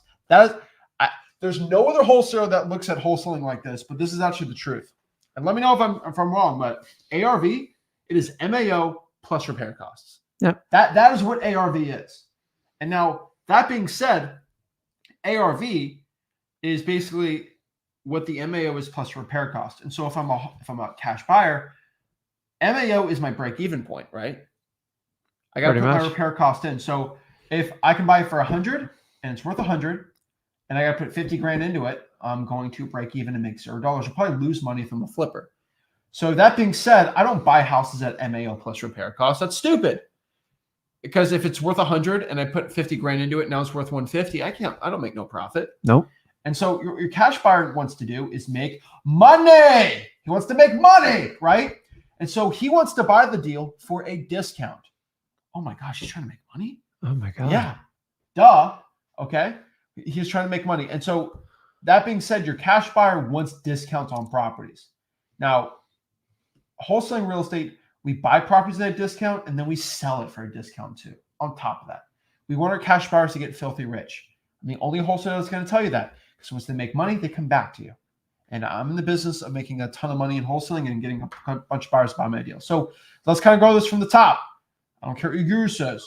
Oh, my guru told me it's ARV multiplied by 65% to the fourth quadrant, to the fifth parallel, minus my wholesale fee, minus repair cost, but I got to divide repair cost by 2 and multiply by 3, then divide by 4. And then I have this little chart here in my abacus, and you guys make it way it's too not confusing. real world. It's let me say one thing really quick, and you have to get this through your head. your cash buyer is going to calculate their own ARV, their own repair costs, and their own MAO. Whatever you do, it doesn't matter. They don't care. They don't care. I have cash buyers try to look at this cup. This is why it's worth this. Well, I'm a buyer. Yeah. I am the market. I am the what is it? Yeah. What is a property worth? What is the value of something? What someone else is willing to pay for it, right? Correct. And so there's two things with that though. Because a market, the value of something, I'm a free market guy, is what someone else is willing to pay for it. There are different buyers for things. And for example, if we have a Miami Dolphins helmet right here, someone like me and you will probably be willing to pay 30, 40 bucks for that, right? Because we love the Dolphins, right? Now, if it is a New England Patriots helmet, I will literally probably give you $1 just so I can throw it away in the trash where it belongs. That's Jets helmet. Jets helmet too, and the Bills helmet, honestly. So I'll pay $1 for it and throw it in the trash. Does that mean that a Josh Allen signed helmet is worth $1? To me, it's worth $1 because it's literally trash. To a fan of, but if I go to Buffalo, New York, it's probably worth $500 to $1,000. Just because I'm offering you $1 doesn't mean it's worth $1, right? Correct. Because there's other people that would be willing to pay more for it. And so what I mean by this is when you have a wholesaling deal, and let's say you lock it up for 100, there's going to be cash buyers that are going to want to buy it for 120, 130. But there's also going to be buyers that are going to want to buy it for 50, 60, 70. Does that mean the deal is worth 70? No. But here's the thing. If you only talk to one buyer, you only have one average to go off of. So if I have a deal, I lock it up for 100, I talk to one buyer says 70, I'm like, oh, I got a bad deal. When if you just talk to like 7 or 8 of them and they all want to buy between 110, 120, 130, you know, okay, I have a good deal. Mm-hmm. But you have to also understand this, all right? A lot of wholesalers cannot wake up to reality, all right? If you have a deal for locked up for 100 and you talk to 12 buyers and they all want to buy it for 70, they're not crazy, you're crazy. It is what the average of the market is willing to pay for it. You've got to understand this, all right? And so I don't really care too much about MAO, all these crazy things. I just try to lowball the deal and see what I can get for it. But just understand, you're not going to be this perfect calculating type person. Your cash buyer is going to come up with their own numbers. And so this is a number for yourself internally to know if you should have a decent deal or not. A lot of people try, we got to calculate exactly how cash buyer is going to calculate. Every cash buyer calculates it differently. Some cash buyers go off of cash flow. Some go off of how much they can make on a flip. Some look at if they can get a good 1031 exchange on it. They all do different things. And some of them buy it with loans and then they go out here and they're going to do a burst strategy with it. They all do different things with it. And so we just do it for wholesaling. Okay. I don't care what your guru says. I had one guy who said, I had one guru who actually clowned me on a Facebook post. He said, this guy, someone screenshotted my ARV formula and they said, is this legit? And this guy said, that's not legit at all. Yeah. And it was funny. He said, cash buyers buy for 60% of the ARV, even if the house is worth $1 million. I'm like, oh, what? Yeah. I'm like, hold on. Let me do that. Let me do the math here. Okay. This is what people say. These are what people say, and this is what gurus do. It's actually hilarious. They'll go out here and be like, okay, so if the ARV is 1.5 million, all right, and I got to put $500,000 in repairs, and I got to buy that for 60%. Okay. Mm-hmm. That means I buy the house for $600,000. I put $500,000 in the house, and so if I buy it for $600,000, I put $500,000 in the house. I'm in it for 1.1, and I sell it for 1.5. That's $350,000 in profit. Sweet deal. So is the average flipper making $350,000 in profit? No. Those are dream scenarios. That's crazy, right? Yeah, that means every flipper, and that means let's say we do another house, right? Let's divide that by 4. Okay, let's divide that by 4. So the average ARV is 375. That means the average flipper is making $85,000 on a flip. That's not reality. Okay, the average flipper when the ARV is 375 is not making $87,000. But your guru is telling you that the average buyer, did they make around $85,000 on each flip? No, that's the average flipper is making 30, 40, 50 grand. It's taking a tremendous risk. And so I'm letting you know, don't be doing the 65%. I hate when these gurus say it and they make you feel bad. But I'm telling you, it's because they're stupid. They're stuck in 2004 numbers. Yeah, you guys are going to be stuck on the sidelines if you stick with those old school numbers. They're never going to work.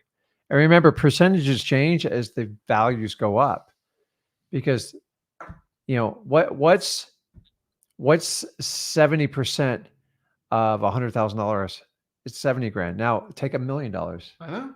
Like, the numbers Now don't. the costs do go up, obviously. They do, but But there's you- proportionally different when numbers. you look at flipping houses and what I've seen from buyers and us flipping bigger price deals, you usually are able to get less of a discount on the property. That's why when people flip multi-million-dollar homes, they're not getting 70 cents on the dollar or 50 cents on the dollar. Yeah. They're tight. They're getting 80 cents on the dollar. But because, you know why? A lot of these multi-million-dollar houses, the most expensive part on this, especially you're talking Beverly Hills, San Francisco, island country, places like Island, Miami, things like that. Mm-hmm. When I'm flipping a $10 million house in Miami, you got to understand, if it's on Biscayne Bay, $7 million of that deal is just the land. Exactly. And so there's no flipping the land, right? And so it's like, I need 50 cents on the dollar, and the land doesn't change. And when you look at like Beverly Hills, when it's on the hilltops, 70% of the value is literally the land. And so like I look at like where I live, like my place is 80% the value is the land. That's it. And I live in a really nice spot because it is on the water. Like, duh, I have beachfront house. So I just letting you know, like when you get to these higher ARVs, a lot of that is in the land. And like we talk about like Austin, Texas, San Francisco, if it's a $800,000 house, 60, 70, 80% of that's land. Now, let's kind of go to Fayetteville, Arkansas, right? That's going to be more property versus land, right? Mm-hmm. It's all dependent. But I hate these gurus telling me that, like, oh, you have to do 50 cents on the dollar. If I get 50 cents on the dollar in San Francisco, you make millions of dollars every deal. So I'm just letting you know, like, stop listening to these gurus. And so we have to find ARV. That's ARV. Now we got to find comps, or what we call comparables. Okay. When I'm looking at comps and looking at comparable properties, we want to go out here and actually find similar ones. And so, for example, if I have a Josh Allen signed football helmet, I think it's worth $1. But how do I figure out how much that thing's worth? I'm going to go on Google and search Josh Allen authentic signed football helmet. I'm going to see what they're selling for on eBay. Okay, they're selling between $300, $400, $500, right? Mm-hmm. Shocker, right? Like that's what you do. And you try to sell your 2016 Honda Accord. I'm going to go and look for what 2016 Honda Accords in that similar like mileage range are selling for. Everyone knows that's what you do. But when it comes to houses, people flip out. They freak out. Right? Yeah. And it's hilarious to me because some wholesalers, they'll do this. They'll find a Nissan GTR, like a beautiful, like a Ford. Actually, no, this is better. If people have like a Ford Focus they're trying to sell, they look for a Ford GT or a Mustang 5.0 and be like, well, this Ford sold for $100,000. My Ford's worth $100,000. No, that's a Mustang 5.0 V8 engine, and you have a Ford Focus from 2002. Okay, so but you wholesalers will do this. You'll find comps. You'll find the craziest, most high-end comp and compare it to your trashy deal. Well, here's what people do is people are very biased in comps. They are. You don't believe me? Go deal with a buyer. When you deal with a cash buyer, they're going to cherry pick the lowest comps and try to use that as a leverage. And then wholesalers do the same thing. They cherry pick the highest comps. Guys, at the end of the day, both sides are going to make up their own mind. The worst thing in the world is when wholesalers go, I have this deal. Here's the estimated. Every prepare is 10 to 15 grand, which I just multiply by 4 or 5 on average. And then they give me the comps.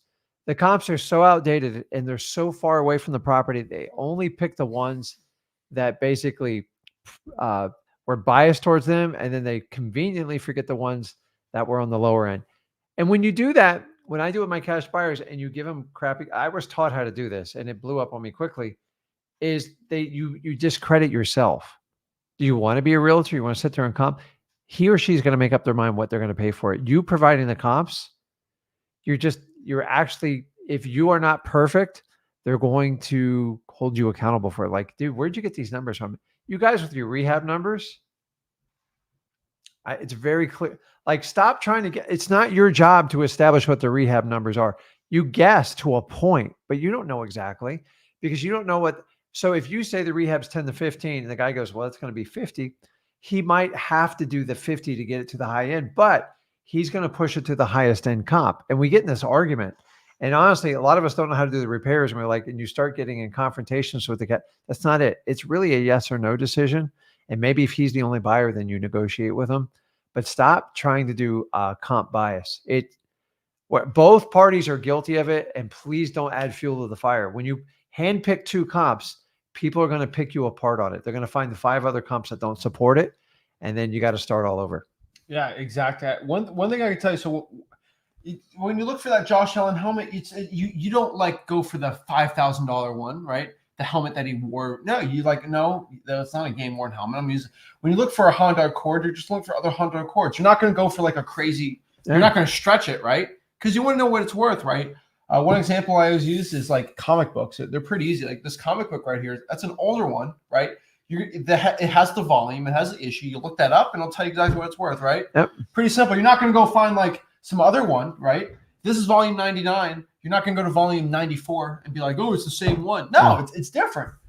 And so houses are slightly different because everyone's different, but there are some rules for it. And so when I'm looking for comparables, right, what we're going to do is use listari.com, dmzac.com, zacdata.com, whatever those websites you want. Zillow's a good one, realtor.com, Redfin if you have no money.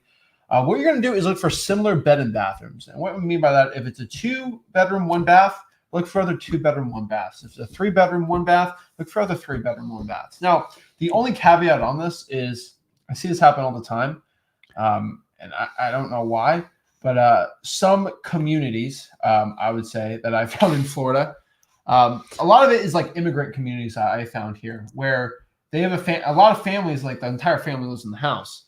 And what I've seen is one person will buy a home, like a 3-bedroom, 2-bath home, and they'll have family that immigrate to this country. And then they don't have no money. They're trying to like get their feet up, and then they live there. And then they bring their cousins, and then they have kids. And there's like 12 people in the house. And yeah, it's common. What they do is they're like, okay, we'll just go create walls and rooms unpermitted. And they'll have a garage and split it into 3 bedrooms. It's crazy stuff I've seen. And so I've had one. I remember one deal in Fort Pierce, Florida. It was an 8-bedroom, 1-bath. Now it's a busy bathroom. So what am I going to do here, right? And it was 1,000 square feet. Yeah. What should I do? All unpermitted, by the way. So that's not good. And they kind of did their own little drywall thing. And the electrical, I'm surprised I'm still alive going through that house. What should I have done there? Oh, well, it's an 8-bedroom. Let me go look at other 8 bedrooms. Oh, there's an 8-bedroom here for $4.5 million. No. What you do just, okay, well, the bedrooms is not similar. Let's just go off of square feet. Yeah. And that's the best comp for that. Square feet's the best way to do it. It is, but it isn't, because there's 1,000 square foot 2-1s, and then there's 1,000 square foot 3-1s and 3-2s. Mm-hmm. The 3-2s are going to be worth more, obviously. It's the same square footage. And so you have to roughly kind of like do your own. You're smart, okay? Like you watch it, like you're smart enough to understand that. But similar bed and bathroom is good unless people start doing crazy stuff to houses. Now we deal with human beings, and you know for a fact human beings are nuts, and they'll do crazy stuff. And so you just have that under assumption. Now, I don't like to go look at comps that are above 250 square feet or below that. And so what I mean by that is if I have a 2,000 square foot house, I don't want to do anything that's over 2,300 square feet or under 1,700 square feet, just in that range. I like a 10-year built range. What I mean by that is if I have a house built in 1988, I'll do comps from 1978 to 1998. I don't want to go anything crazier than that. That's pushing it too. I like to stick to the same subdivision. Basically, what that is on the property appraiser, there's a subdivision. It's kind of more niched out than a zip code, and it's basically a division inside of the city. That's kind of how property appraisers for the county do it, and that's the way you should be doing it too. And then, some people say this: don't cross any busy roads or intersections. It's true, but like I don't see an insane difference with that. The only comps I'll tell you is if the property has a pool or not a pool. If the property out here is on a busy street, you got to take some money off of the deal. Or backed up to a highway with the noise. Backed up to a highway with the noise. And another thing we get a lot in Florida, or like sometimes you get like these power infrastructures, like next to the house. They have a whole field. It's like transformers. And when it rains, it's like zzz. No, listen, not that nobody wants to live by it, but like there's a significant discount for that. Yep. Also, there's some houses where the power wires go like almost right over the house, and a lot of people don't like that. Especially I'm talking on the real nicer homes, you will take a hit for it. So a lot of the things we do, like we're talking about here, like you don't think you have to be a contractor and an expert like to figure everything out. A lot of it's common sense. What would you put up with to live in a house, and what would cause you to discount it? And a lot of like we don't know electrical and HVAC, but guys, the obvious would be one. If it has central AC, it's cheaper for the homeowner to run it, and it'll demand more of a premium. If you have window units, guys, if you've never had window units, they're extremely inefficient. They make a lot of noise and they break down, and they power up by like 70% in the house. Yeah, there's different ones. The last one I can tell you is one thing I discount a house, which sounds stupid, but it's true. I had a property in Port St. Lucie, Florida, where we walked up on a contract. I convinced the guy to give me a $5,000 reduction because let's say, for example, the house next door or like 2 doors down, they had a flag of there's a war in the United States of America in the 1800s. I can't say the word. Where in the southern part of the country they had these flags. Okay. And this guy had it blasted everywhere, and it's not good. It's not good for high-end flipping. That's all I can say, right?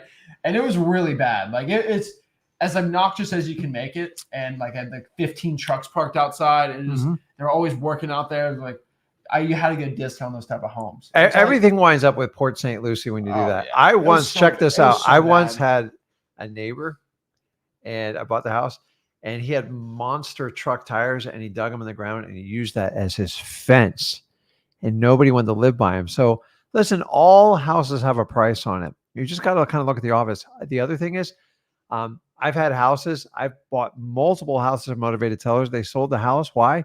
Because the guy had 5 giant barking dogs behind it that wouldn't stop. So you have to factor this in, because like every time you go to show, you go, how often those dogs going to bark? And it does, because you can't remove the dogs. You can complain.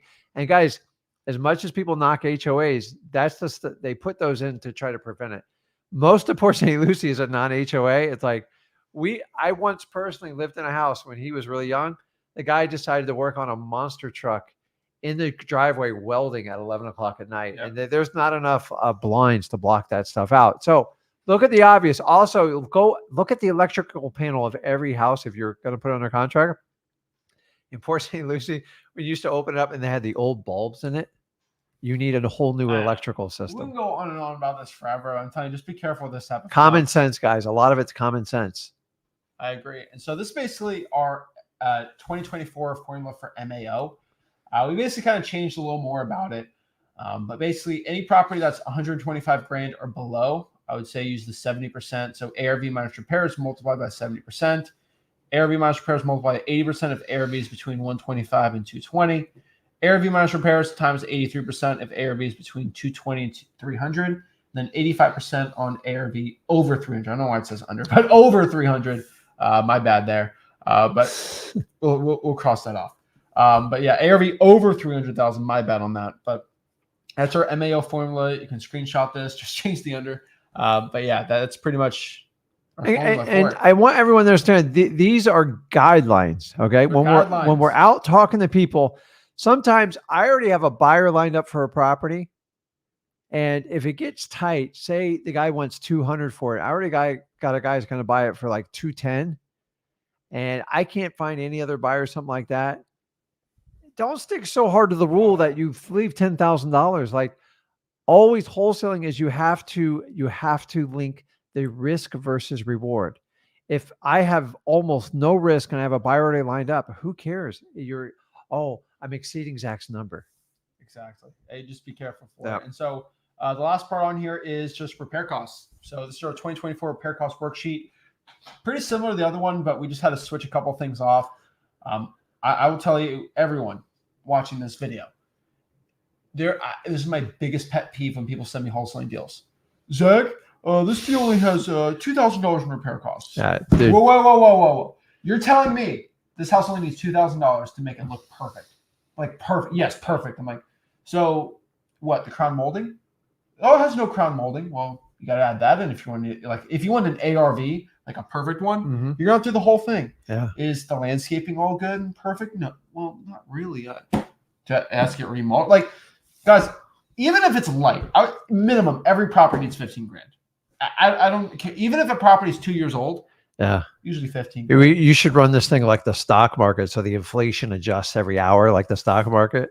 I've never found one property outside of a newly built house, I guess, that needed some repair costs. Always something. And so just like FYI, but this is it. Basically on 1,500 square feet and below, 1,500 to 3,000, then 3,000 square feet and above, light, medium, heavy repairs. Light is going to be for 1,500 square feet or below, 15 grand to 18 to 25 based on the square feet. And then 27 grand, 33,000, 45,000, then 60, 65, and 75,000 for the heavy. Now, we can go on a whole breakdown on what's between light, medium, and heavy. In my opinion, I've seen light is like, it doesn't need too much. Yeah. Possibly some paint, cosmetic work. Cosmetic. Yeah. Everybody knows what cosmetic is. Cosmetic stuff that you can get done usually in under 2 weeks. Yeah. And then medium's going to be okay. We got some issues. This is when we have to start pulling out the kitchen, changing out the vanities. The bath's got to be fixed. Obviously, new flooring, paint. Roof's definitely going to be in that question there too. Light, there's usually no roof issue, right? No, light, honestly, usually within 2 weeks or less. Once you get in this middle, it's all about time. And then heavy. And I have to stress heavy to you guys. This is very important here. There are different levels of heavy. All right. And what I mean by that is we have to replace all the drywall. It's Chinese drywall. We have to replace everything. Full rehab. It's an ugly house. Yeah. And then there's this crack house I did once. Hoarder house too. It is the worst house I've ever done in my entire life. It's actually on my YouTube channel. You'll find one worse. Channel had 300 views when I first started. I showed you. This house had no roof. It had mold all over. That was bad. Rats, cockroaches. It was the pool was green. Cracks everywhere. There were people doing crack in the home, like at night. There are piles of needles that, like, I don't call it a crack house to be funny. It's like, it's really bad. Imagine there's no roof, like no roof. Like, have you ever watched The Last of Us, that video game where they played it? Like, you see a house, there's no roof. It's like from the apocalypse. Like, that's what it was. It was really bad. And so I could tell there's every inch of the property had mold in it. And it was just as bad as you can imagine. No electrical. There's no electrical there anymore, right? Rats chew it up. And so, like, that is a different level than like we got to completely redo the whole thing on heavy, right? And so just letting you know there is a difference between heavies. And so it'll go from 60, 65, 75, but it can go up to 80 or 90. I've had $100,000 ones plus before too. So just keep that in mind. That is the repair cost worksheet. And so that's basically ARV. That's repair cost. It's calculating the value of the deal. Well, I want to give a kind of final reminder here. The reason in wholesaling why you want to get the deepest discount possible, because you're never going to get the repairs perfect, and stuff is going to come up all the time. I always go back to that one story when we were working together on buying a house, and they go, "It's got Chinese drywall." Remember that? Realtor's going crazy on us. And Zach, I go, "What's the big deal?" We had such a deep discount, even if ready for this, even if it cost 30 to 50 grand, which was her estimate, we still would have made a ton of money. There's no Chinese. It wasn't. It was all fake. They just tried to get a discount. But I'm just telling you, you want to get the deepest discount in wholesaling using our go for no method.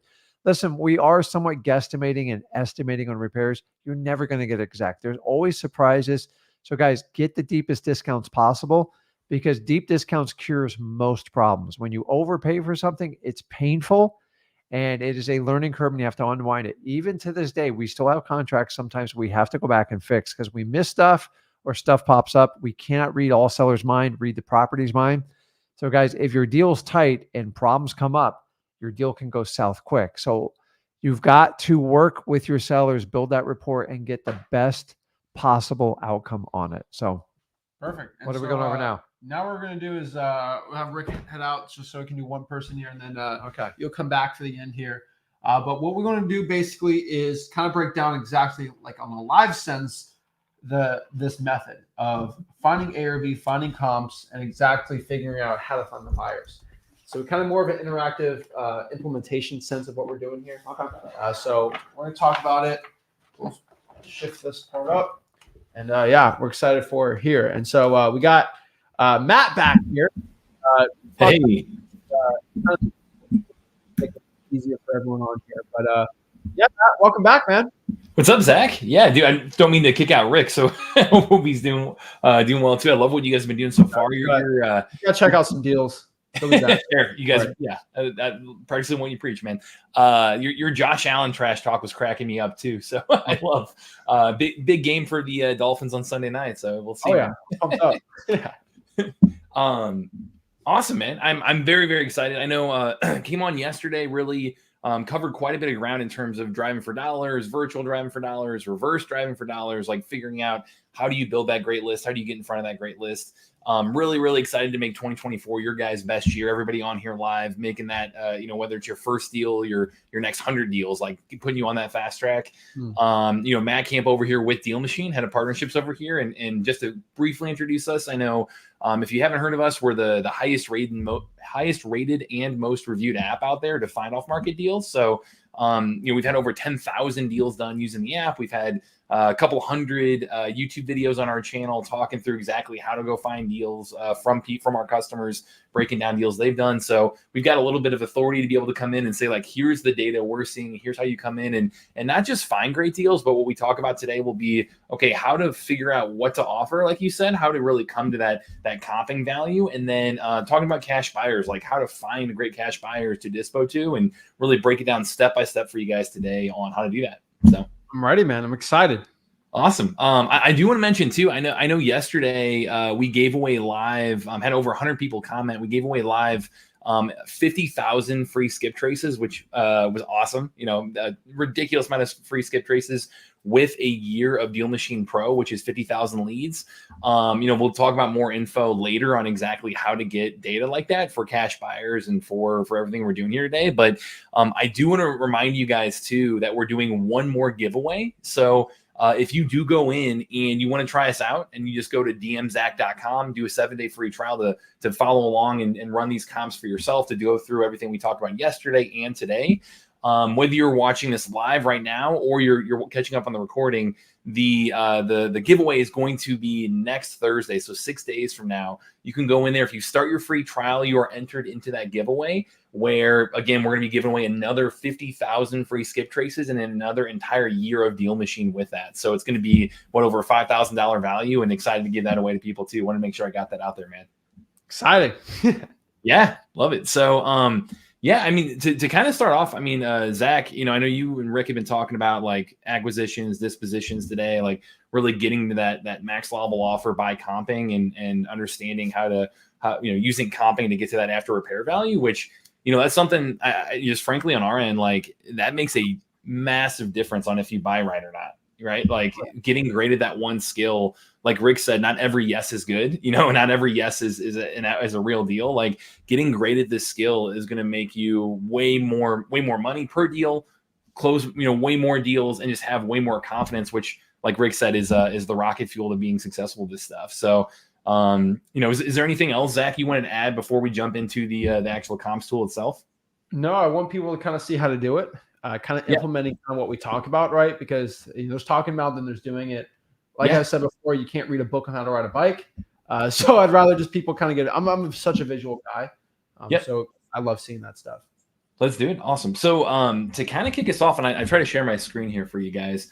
I would love if people can jump in the comments, if anyone can put a zip code for me. I love for somebody to throw in a zip code, be able to run with in real time, somebody here really help them out. Again, I showed this off yesterday. What you're looking at is the desktop version of Deal Machine right here, which again, you've got a mobile version, a desktop version. What I show you guys today, it's mobile friendly too, and it's using MLS data. So you can do this on your phone in the field. You can do this on desktop. We'll go through and show this for you guys specifically on desktop today, but this is MLS data that like usually you got to be an agent to access this, right? Like it's something that is the most up to date, the most accurate, most recent information out there for pulling comps.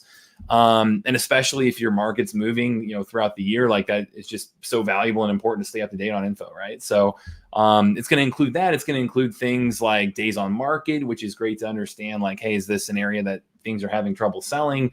But I'll walk it through specifically. We've got a lot of zip codes in here. Awesome, guys. I'll pick out one of these. Let's see who was first.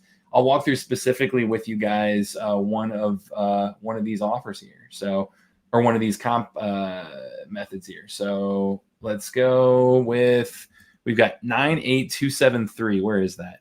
Washington. Nice. Okay, cool. So I'll put that zip code in.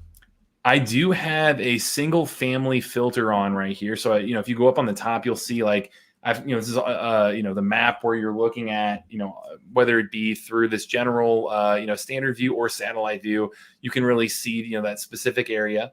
And let me go back to 98273 for you to get to that. With that, you'll see at the top, we've got a ton of different filters you can work with. I recommend clicking on the single family filter. And based on that single family filter with 5989 98273 rather in Washington, that alone is going to get you to about 6,000 properties. So we're in the right place to start, right area. Appreciate you sharing that with me there, guys. And I know, Zach, appreciate you figuring out the screen share so that way we don't. Yeah, we got to be careful. Obviously, there's a privacy policy. So if you want like a full deal machine tutorial, it's in freewholesaling.com, like on my private server. But if you do show too much, then the stream will get cut. Yeah, I don't want to strike on the channel. Yeah, so I'll try to be careful here. So let me see here, Zach. Tell me if this is okay to show. Maybe turn off the screen share so make sure that you're good to show this real quick. But I'm just going to select one of the properties on here and pull up the comms tool. So is this? Let's see here. Let me find one better for you. Yeah, if you do it like that, it'll be good. Don't worry. Okay, cool. Let me find an area. This might be a little bit rural, it looks like. So it might be harder to find a lot of comps in this specific zip code. Yeah, Mount Vernon. Yeah, let's see here. You know what? Let's try the Phoenix area for you guys just because I want to really show as many comps as I can for you. Mount Vernon, for sure, any rural area is gonna be able to work with that as well, but you'll have to broaden up your comping criteria, right, to really fine-tune an area that's going to fit less transactions, right? So let me see here. Okay, perfect. Let me see comps. All right, we got one pulling up here. Cool. Awesome. So kind of going through this in real time, what this is going to look like. You go through, say you have, you've gone driving for dollars, you have virtually driven for dollars, you reversed E for D, you went through all this, you actually got a conversation with the seller, you went through Rick's playbook of how to talk to a seller, really went through and spoke to them to a point where you had a great conversation and they're saying, hey, what's the price? They want to know that offer price. And you went back and forth and they're giving you, price options here. Like Rick did an awesome job kind of explaining how to volley and let them, name it, or Zach talks about the good cop, bad cop approach, like all that stuff, apply all those things. They once gave you some amazing knowledge today on how to get to this conversation.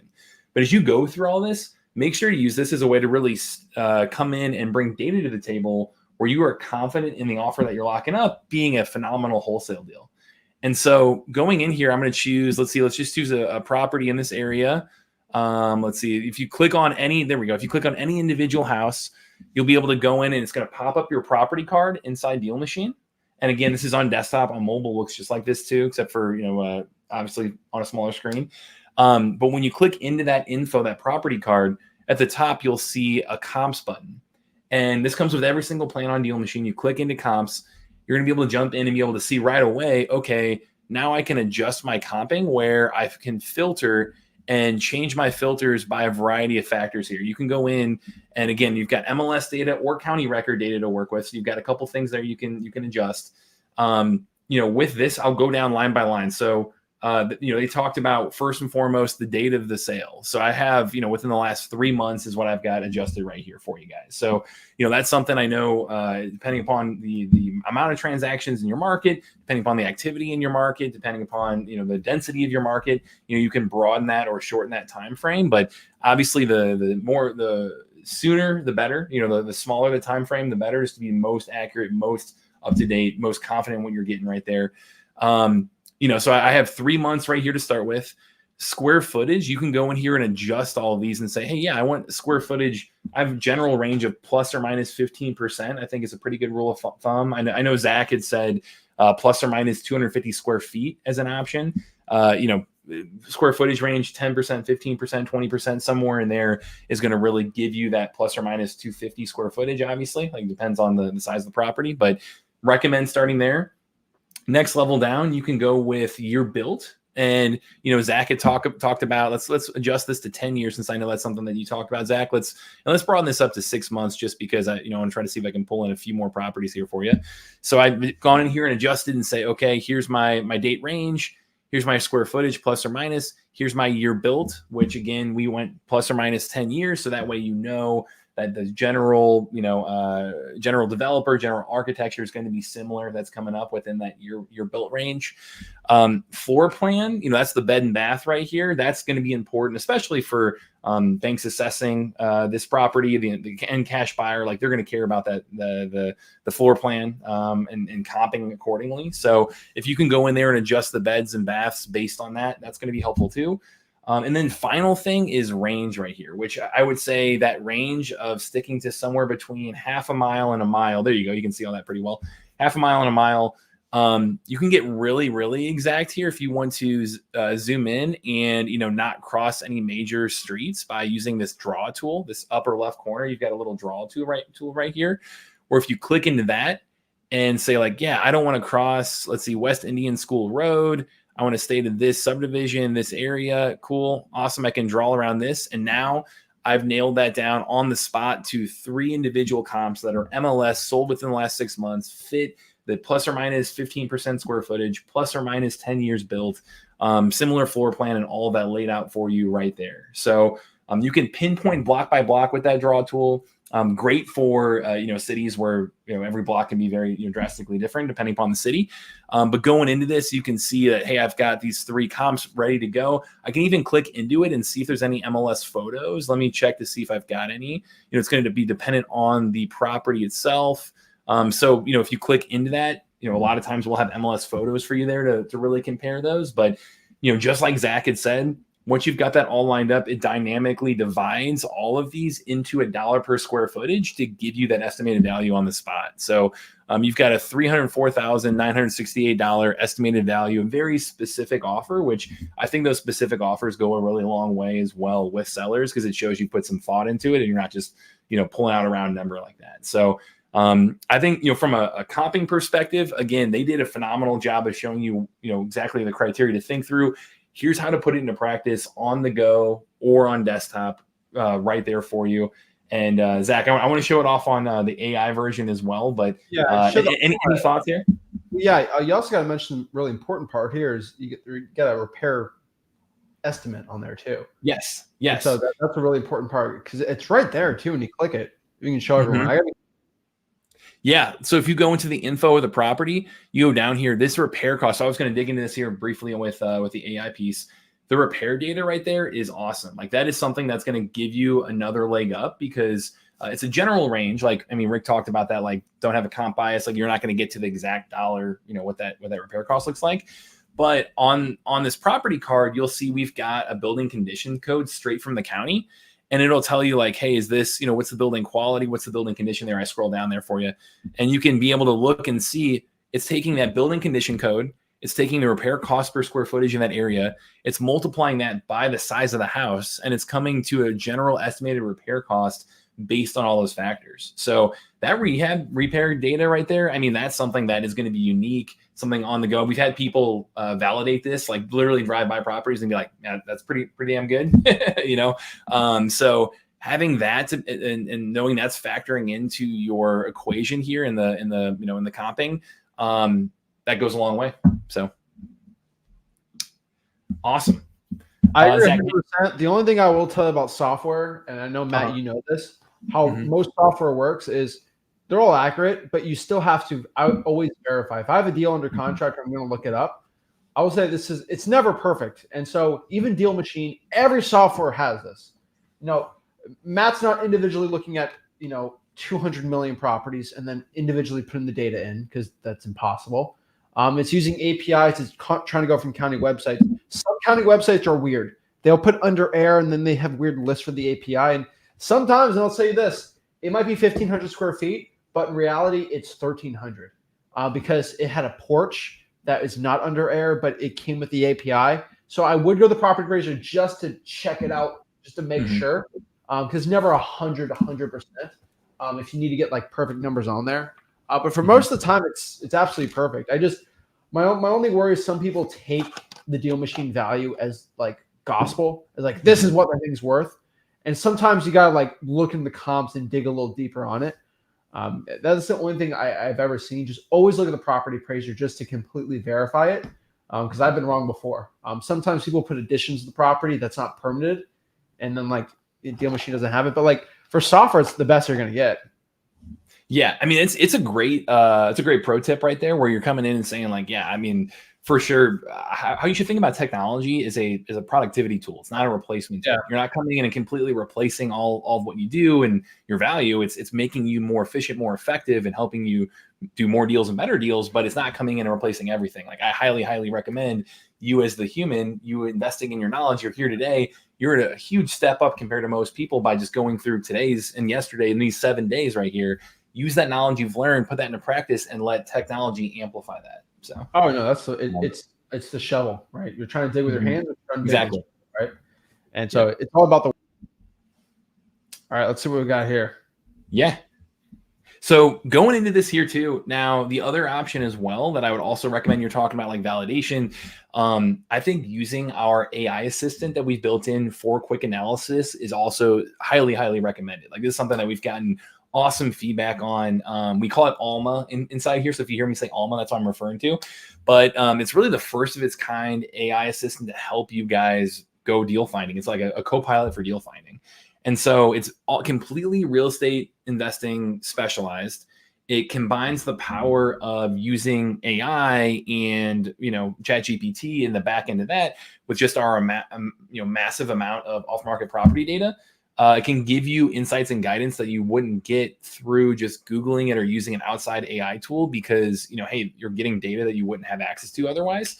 And it's built into the app, so it's super fast and easy to access and just helps you with that speed to deal, which is just so crucial to act fast and act confidently. So, and then I will mention, like, it is super easy to use it from a standpoint of like, if you've never used anything AI before, if you've never used even ChatGPT, any of that stuff, like the magic in this is the prompting.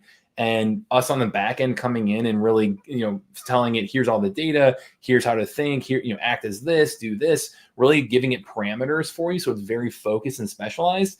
And then you coming in and having even some preset prompts to just click on to work with, like that's going to be what guides you and really helps you really do, that property evaluation analysis on a second level too. So it's been super helpful.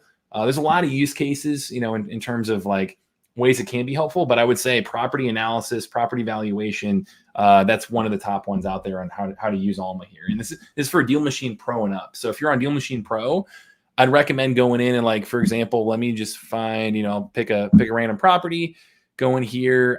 Cool. I've got a lot of data on it. This little bottom floating tool right here, you click on that and it's going to pull up Alma right inside Deal Machine for you. And it says, hi, I'm Alma, your AI real estate assistant. I'm still in the learning phase, so please be patient. We launched this like 6 months ago, 8 months ago, so it's still newer. Feel free to ask me anything about this address. And you can go in and you have a couple preset prompts right here. You've got analyze this property, and you can click on that. Just simply start there. Don't overthink it. And when you go into there, it'll say, hey, what kind of investment strategy are you looking to use? Let's wholesale. And it'll come in and say, well, hey, based on this, it's going to look at the loan amount. It's going to go and do back of the napkin math on what the max allowable offer is that, Zach and Rick were talking through, which you can adjust a lot on there. You can adjust like discount percentage, how much wholesale fee you want. Like you can adjust all that math in here for it if you go back and forth with it. But it's going to say like, hey, yeah, this current owner has, $337K in equity. It looks like it's free and clear right here. The max allowable offer is $177K. And it'll go in and say, hey, this could indeed make for a good wholesale deal because your max allowable offer is bigger than the loan that needs to be paid off on it, which is zero. So, it'll come in and, say the loan's bigger than your max allowable offer. It'll come in and say, hey, this might not be a good wholesale deal. So it'll kind of come in and just help you do a little bit of quick analysis on the property itself. And you can even go in, kind of take that next step with any property and just say, okay, well, let me click on a property. And if I want to pull up Alma right here, I can go to my prompts and just say, calculate the offer price. That's one option right here. And again, you've got the comping tool. So that's a great place to start. But if I want to go in and say like, what is the wholesale deal offer price for this? It'll go through and do that max level offer for you right in front of you. Like it's running the numbers, it's coming in and showing you, well, hey, here's the ARV we just calculated. Here's, we have a discount rate of 70% is the default. Here's the general repair cost from the rehab data that we have down here from the 53K. And it'll lay that out for you right in a table and just help you, again, double check your math. Here's the repair cost right here. Double check your math and say, yeah, here's the max allowable offer of what we recommend for this property. So this thing, again, like Zach said, productivity tool, helps assist what you're doing. Don't take it as gospel, but awesome, powerful technology to be able to tap into and use on the go anywhere. So yeah. Also, like I've said before, the AI, it's only as good as the questions you ask it. And so, for example, it's using 7%, which is very smart to do just in general. You can say, can you change the 7% to 80? Can you change this to this and do this? Like you can just manually just tell it something and it'll go out here and just switch it up. That's why I love it so much. You can also, the cool part about that is, if my average square feet on the comps is X, right? What would this property be worth? Or like you got to be smart with the answer conversation on it, but like you can. If you give it dumb questions, it's going to give you dumb answers. Smart questions give you really smart answers for it. One other thing I really like too is you can ask it specifically. You don't have to ask, you just get. It's kind of cool. You get the phone because you have Deal Machine. Basically, the skip tracing is free. Like I don't think it's unbelievable to me, and I have to repeat myself again. But like, because no other person on the internet talks about this. You just click a button and get the phone number right there. No one ever talks. It's free skip tracing. I don't know why I keep repeating this because it's like nobody outside of us talks about this, which is nuts to me. And because they all want you to spend $3,000 on their skip tracing program, it's crazy, but almost great. Thanks, man. Yeah, just to show you that conversation, like you said, I put in, can you change the discount rate to 80% and rerun the numbers? Well, you can go back in here and there does it for you right there. So you can come in and see, okay, well, hey, here's the max allowable offer now. It's 220K instead of 186. So it almost great for the property analysis. You can do things like it helps you communicate with sellers, like coming up with SMS copy and email copy, or help me practice negotiating, things like that, like kind of go back and forth and have conversations there, or helps you find resources, that type of stuff. But I think the property analysis piece of it is where most people are starting with it. So yeah, it works really, really well. On top of that too, you got to tell exactly like what you can do, but like you can also input your own repair cost numbers in it too, and it'll pop it up in there, make a little calculation. Yep. Switch the repair cost to this. Switch it to this. What's the average repair cost if it's 1,200 square feet for a roof? And like, it's just stupid stuff to ask. I don't think I've ever asked that, but like it'll pop it up. It's great. So like, if you're really new, I mean, this is kind of a must-have type thing. Like if I could have asked someone exactly, roughly what the flooring would cost for a 1,300 square foot house in Phoenix, Arizona, crazy, right?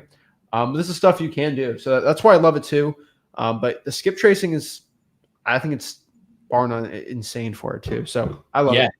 Yeah. So let me show that for you guys here. I know we touched on it yesterday of like a couple different ways to be able to use this skip tracing, but on the dispo side, on the cash buyer side, like now that, again, you drive for dollars, you virtual drive, you reverse D for D, you get the, go through the whole conversation like Rick and Zach both showed you guys today. You run the comps, have a great offer, blocking a deal. Now looking on the dispo side, going through that whole process, okay, how do I find great cash buyers? Well, the unlimited free skip tracing goes toward that as well. So I highly, highly recommend going in here and use this as an awesome way to build a cash buyers list. Again, Rick said it's quality over quantity, right? So if you can just simply start off and say, I got a deal in 63109 St. Louis, that's, I'm in St. Louis here. So looking at South City, St. Louis, say I just had a deal, I've got a deal right here ready to dispo. If you want to go into that cash buyers piece from here, you can simply, put in that zip code. So I put in 63109 up here for me.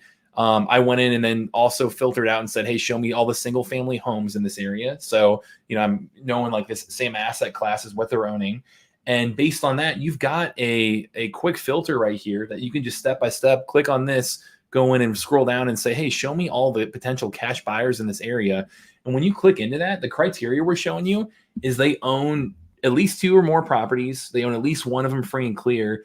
And a lot of these smaller portfolio owners can be that like fresh out of the seminar type investor that maybe they own that second property and they're like, man, this is a great strategy. I need to get into real estate more. And they're looking to scale. Like, this is a great way to be able to start building that list where you can say, yeah, now I've got, 739 properties right now that fit that exact criteria, and, export that list, like go in there and hit build list, confirm build. And every single one of those properties that we're coming in here with is going to give you that unlimited contact info. Like that's something we told you guys yesterday, is where our goal is to change the industry here and make it so you guys never have to pay for skip tracing again. Like, come in here, you've got all the phone numbers to text and call, and you've got emails, all the contact right through here, built into every single new deal machine account, even our basic plan. So use this as a way to like come in, get that cash buyer info. And it's data that we've spent a ridiculous amount of money and resources on to make it like killer data for you guys. Like, it's the same data that you're using at 911 call centers and call, your spam caller IDs. Like, that's what they're using. And like banks and financial institutions use this stuff for compliance. Like, it's really, really high quality from that perspective. So go in there and take advantage of that by just going in, pulling that list. And then if you go to your leads tab right here, which Zach, you might want to keep this hidden. I think there's a lot of phone numbers on here. Yeah, but there we go. Now I've got it fixed. Buyers too. The reason why DMZoc.com works really well with it is because it's dummy proof. Like, if you have a list of people that are buying houses for cash, like you're on the right list. Okay. Like, there's no way to be stupid with this. Okay. And you just, and then here's the problem. The reason why, I try to support DMZoc.com, number one, as best skip trace you can get for the money you're going to spend and driving for dollars and all that great data. But like you guys are doing something that's going to change the industry, and you guys are doing it. And without you guys, you'd still have to pay $3,000 a month in skip tracing, which you're giving people for free when people sign up. But the most important part why we added DMZoc.com with this challenge is because it eliminates the worst thing possible for people getting started: excuses. Oh, well, I don't know how to find buyers. Go to DMZoc.com, click cash sales. Oh, I don't have $5,000 this month to spend in skip tracing on 500 leads. To call 500 buyers, which you should probably be calling 500 if you want to get the deal sold, get like a really ton good quality. It's that's $500 in skip tracing, and get 5,000. So 500 is going to be at minimum $75-$80, which is insane, which is less than what deal machine even will cost you. You get it basically for free. You just click a button. But there's no, I have to export and pay. No, click a button. Phone number's there. And the reason why I love it, because when you're using DMZoc.com, the biggest issue like paid software companies have, especially with skip tracing, is I'm talking about like a skip tracing company, which isn't what you guys do, but like you'll import the LLC and it'll say nothing because it's LLC. But the cool part about how you guys work is you click the LLC, go to the mailing address, you'll go to where the guy lives, and then you just click his phone number right there. Yep. And that's a big secret. Yeah, that's a huge one for us. So basically what we're doing on the background and what you do in a normal skip trace in general is very, very different. So a traditional skip trace is based on the property itself. And so when they move, it's bad data. It's, like you said, if it's an LLC, it's not going to give you that person behind it. Like it's why a lot of times when you skip trace, you get 5, 10 or more numbers a lot of times, because it's, it's pulling that kind of property records or that property data rather. Now what we have on the back end is we're matching people to phone numbers like this. So you're coming in and we have a database of people that, if you have an LLC with the same mailing address as that individual, we're tying those together. Like that's why it's improved accuracy. That's why you're getting phone numbers of people that you wouldn't normally get, is because we're matching them on the back end like that. And our goal with that is to give you the best cash buyers list out there, because you can look behind who's that LLC, the same mailing address, boom, already linked together. And now, hey, Larry, if I want to get in contact with Larry, I can touch the email address, click on that phone number, get all of that.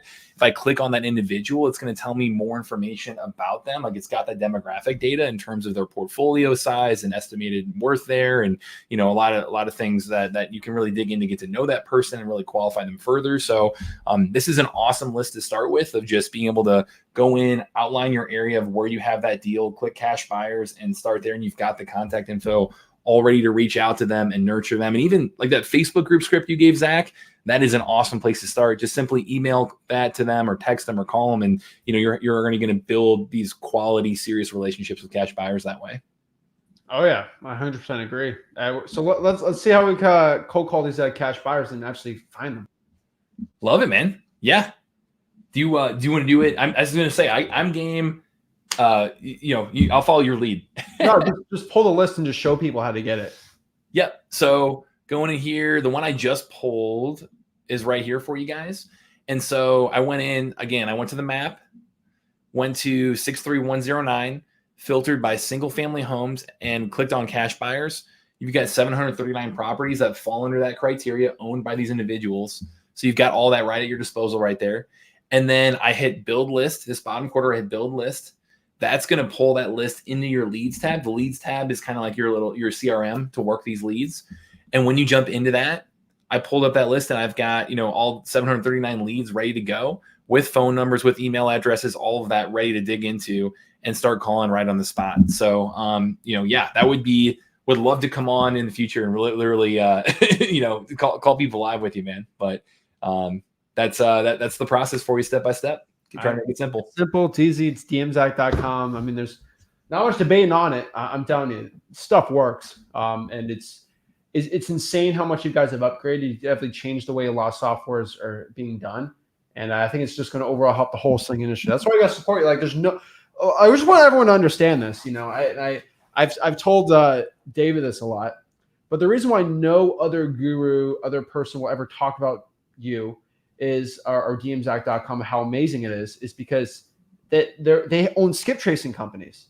You didn't believe, they own companies they're used to pouring and giving you $4,000 or $5,000 a month, 400 leads. That's what they're used to, right? And they get the data for a penny, charge you 12 cents for it, and then they try to.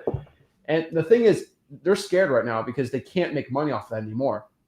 And they're like, oh, shoot, Zach's giving these free challenges away. I can't charge $12,000 to go to a seminar.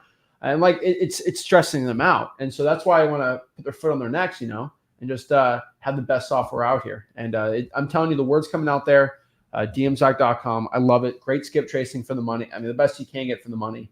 And it's definitely just going to help more people talk to more sellers, which is more money. Yeah, that's our goal, is making you guys more successful, right? So on our end, again, we're going to be doing that giveaway one more time. So we gave away an entire year of Deal Machine with 50,000 free skip traces yesterday. Going to do it again. All you have to do is, if you want to try out Deal Machine, try this stuff out, see how the skip tracing works and all the free contact info. Again, yesterday we gave a ton of advice on how to build your list with it. Just if you go to dmzac.com and start that free trial, then on Thursday next week, everyone who started it, while watching this, is going to be in a free giveaway for another entire year of it, as well as those 50,000 free skip traces, the pro plan. So we're excited to do that next week, man. And I'll let you know who wins. Awesome, man. Love to see it. Appreciate it. Good stuff. All right, sir. See you, Matt. Thanks, guys. All right. Beautiful. So appreciate Matt there. Love to see it. Let's plug this little thingy in here. All right, let's go. There we go. Yeah. So I'm telling you guys, it's insane. So dmzac.com, check it out. Changing the way we're doing it. No guru in their right mind will ever talk about this. You can get basically free unlimited skip tracing from this because they can't make money off of you. That's the point. They can't funnel you to their skip tracing platform where they're trying to make it. There's people bragging that, I collected $500,000 in skip tracing revenue. And it's crazy. And so we're changing the game on it.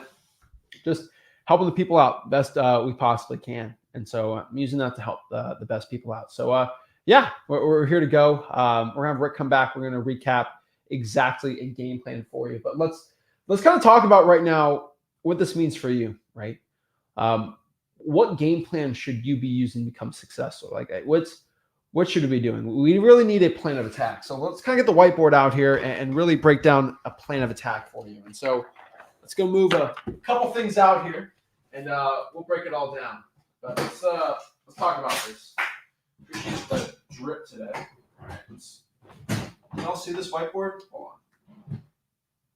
There we go. Oh Lord, don't tell Rick I'm doing this. All right. Whee! All right. So let's talk about a game plan for success here. Okay. And excuse me for the audio. All right. So let's talk about this. All right. We have leg day today, so we got the shorts. All right. So we're starting out in 2024. Let's talk about exactly what we're doing. All right, 2024. What is our game plan for success? All right. This business comes down to 3 simple parts, right? Like I've said, there's marketing, acquisitions, and dispositions. So this is finding the motivated seller, right? Finding the motivated seller, getting the property under contract, and selling it. I want you to understand this very, very importantly. If we eliminate marketing, there's no acquisitions and no dispositions. This stuff doesn't work if there's no marketing. It all starts at marketing. And what I can tell you is the hardest part, if I look at anyone's wholesaling business here, okay? The majority of everyone's problem when it comes as a beginner of, oh, I'm not making any deals or doing no deals. It is never an acquisitions problem. It's never a dispositions problem. Most of the time, it is a marketing problem. Marketing is where it all stems from. And what I can tell you is in a wholesaling real estate operation, if you are okay at acquisitions and okay at dispositions, and you are really good at marketing, you'll make the most money. The wholesaler that is elite at marketing and just kind of okay at this, they will make 2 times more money than the person that's just okay on marketing and elite at acquisitions, elite at dispositions. This is why when I see people that are like acquisition specialists, like, oh, this is the key to success. It's not the key to success. I'll tell you this right now. Elite marketers are the ones that win in wholesaling. If you really look at the top wholesalers in the entire country, they are elite marketers. They are not acquisition specialists. Okay, they're not disposition specialists. They all specialize in marketing. That is the point here. And so how do I get started in marketing? What's kind of a game plan for success for the marketing side? Because the scripts and dispo, like it's all in there, right? We kind of always show you. So if we're looking to get started here, we have to kind of break down exactly what we're going to do. And so this is a budget, right? So we're going to do I have bad handwriting, FYI. So just chill out with that. We have a budget, right? And budget's divided by 2 things. Time and money. So we're going to look at, let's do January 1st if we're going to start the year, right? To the 30th. All right. Forgive me. Let's do January, okay? Let's break this all down. Yeah, I know I have terrible handwriting. But we have this is literally why I just talk to sellers on the phone. I don't do anything. All right. We have time budget and money budget. All right. We have to understand here in wholesaling real estate that our money, we don't really need it. So if I have $0 and I have 20 hours a week, based on this, I can do a lot of stuff, right? Now, if you come back to me and say I only have 2 hours a week, but I have $1,000 a week I can spend on marketing, we can do different things. And so it's all going to depend on what we can do here. And so we can go back to this little chart here. This is what I always do for wholesalers. We can kind of do a method here. And so this is probably 20 hours, I'm going to say cold calling. If you have 2 hours a week and only $1,000, honestly, what I can tell you is we're probably most likely going to do direct mail, DM. And so that being said, if we have to make a decision exactly what our budgets are. Do we have a time budget or a money budget? Which one are we going to be using right now? And that being said, if I can figure out for most wholesalers, let's talk about most of them right now. We're talking about most wholesalers.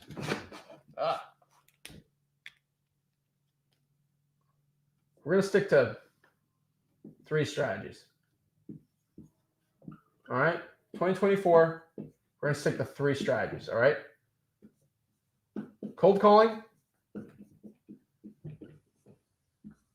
SMS, and I would say direct mail. And not what you think. And what I mean by this is if you are a beginner wholesaler, FYI, Cold calling is going to be the fastest way to gain your skills. Fastest way to gain your skills. It's not even close. If you want to gain your skills talking to sellers, cold calling is going to be the way. SMS. You don't have to pay for an SMS program. All right. All you have to do, okay, is use your Google Voice, use your personal cell phone, all of these things, and it'll actually help you out the best of texting the sellers out. And then last, direct mail. You don't have to send mail out. You can send you can send postcards, but you can send sticky notes out here. Actually put them on doors. That is direct mail too.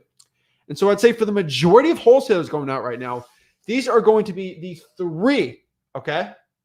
These are going to be the three most likely ways. I would say for 80% of all wholesalers, 80% of everyone watching this today that's going to get their first deal, they're going to use these three strategies. And I help hundreds of thousands of people out with this. 80% get it from these three strategies. I don't care whatever you're going to do. Whatever you're going to say is it comes back to these three strategies. Now, we're the top list to do, right? We have government lists. We have paid lists. We have earned lists, the things we've talked about today. We're really sharing exactly what we're doing.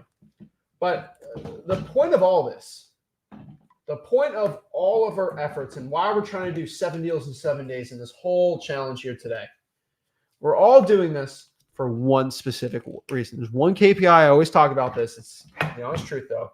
It's offers. Okay.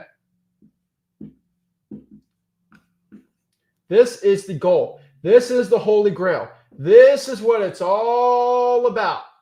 Offers. That's the KPI. If you're not making offers, you are not making money. So the question is, right? How do I get offers? How do I do that? How do I get offers done, right? Let's kind of break this down, right? To get offers, you must have marketing, right? Without marketing, there are no offers to be done. You get offers, you get contracts, then you'll get a contract, and then basically you'll get your money when you get the contract sold, right? And so, of course, everyone wants the money. But you got to understand that if you have really bad marketing, you're not going to get any offers. And this is the main part that we need to be looking at today. And so in wholesaling real estate in 2024, it's all about offers. And the only way to produce a ton of offers is produce a ton of marketing. So more marketing, more money. That is what we're talking about today. That is the point here. The more marketing we do is the more money we're going to make in wholesaling real estate. So this is what we have to be doing. We have to start making offers. Best way is just to market like crazy and make a ton of money wholesaling. Let me know what questions you got. Let me answer some questions, and then we'll break down exactly this entire challenge for you. But you got to know. And then here's the last one I always like doing. Gurus equal broke. Okay, does this make sense? Okay. Gurus equal broke. Broke equal gurus. Facts. All right. So let's go back here. Let's answer some questions we got here. I'm trying to set you guys up for 2024 for the best success possible. This is what we have to do. So let's break this all down. Let's get it going. And let's go here. All right. There we go. Let's go. All right. So Giovanni, what is up, Giovanni here? Giovanni said the kickoff to 2024 is all I need. Appreciate it. Awesome.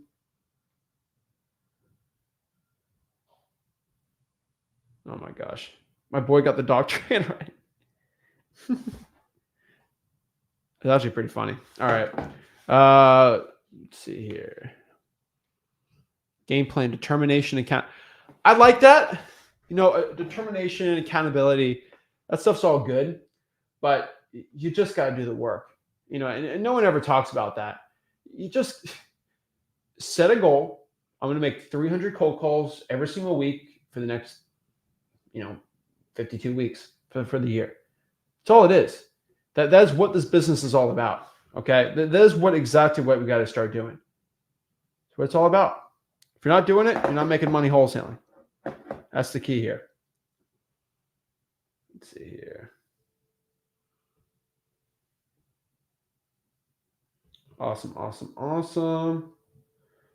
see here.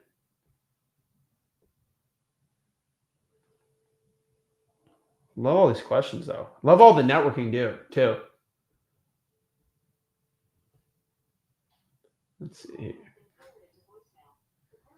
All right. So let's see here. Where are we at? A lot of zip codes. Holy moly. There's a lot of people on. I like it. Let's see here. Got here. What's up? I see. This is a weird one. It's hard finding deals. There's a lot of competition. I truly believe that's a mindset issue you do have. If you truly do believe right now, okay, that is the competition's the problem, that's an excuse. And what was I about yesterday about excuses? Excuses are the mental fabrication in your mind of why you can't reach your goal. Well, I can't do wholesaling deals because there's competition. Of course there's competition. Duh. You got to rise up. You think Kobe Bryant cared about competition? He didn't care. He just rose above it. That is the point. Drives me crazy. Gaxiolia. What's up, Gaxiolia? Said, do I decide the assignment fees? Yes, you do it. You do decide your assignment fees. I mean, how do you decide that assignment fee is always going to be dependent on exactly like what you want to do, but usually the market rate. And so whatever buyer will buy it for the most, minus off your contract price, and that's basically where you're at. There's can't really complicate it too much from there. That's basically how you decide your assignment fee. Fear says, Zach's 24-year-old multimillionaire living in his own house.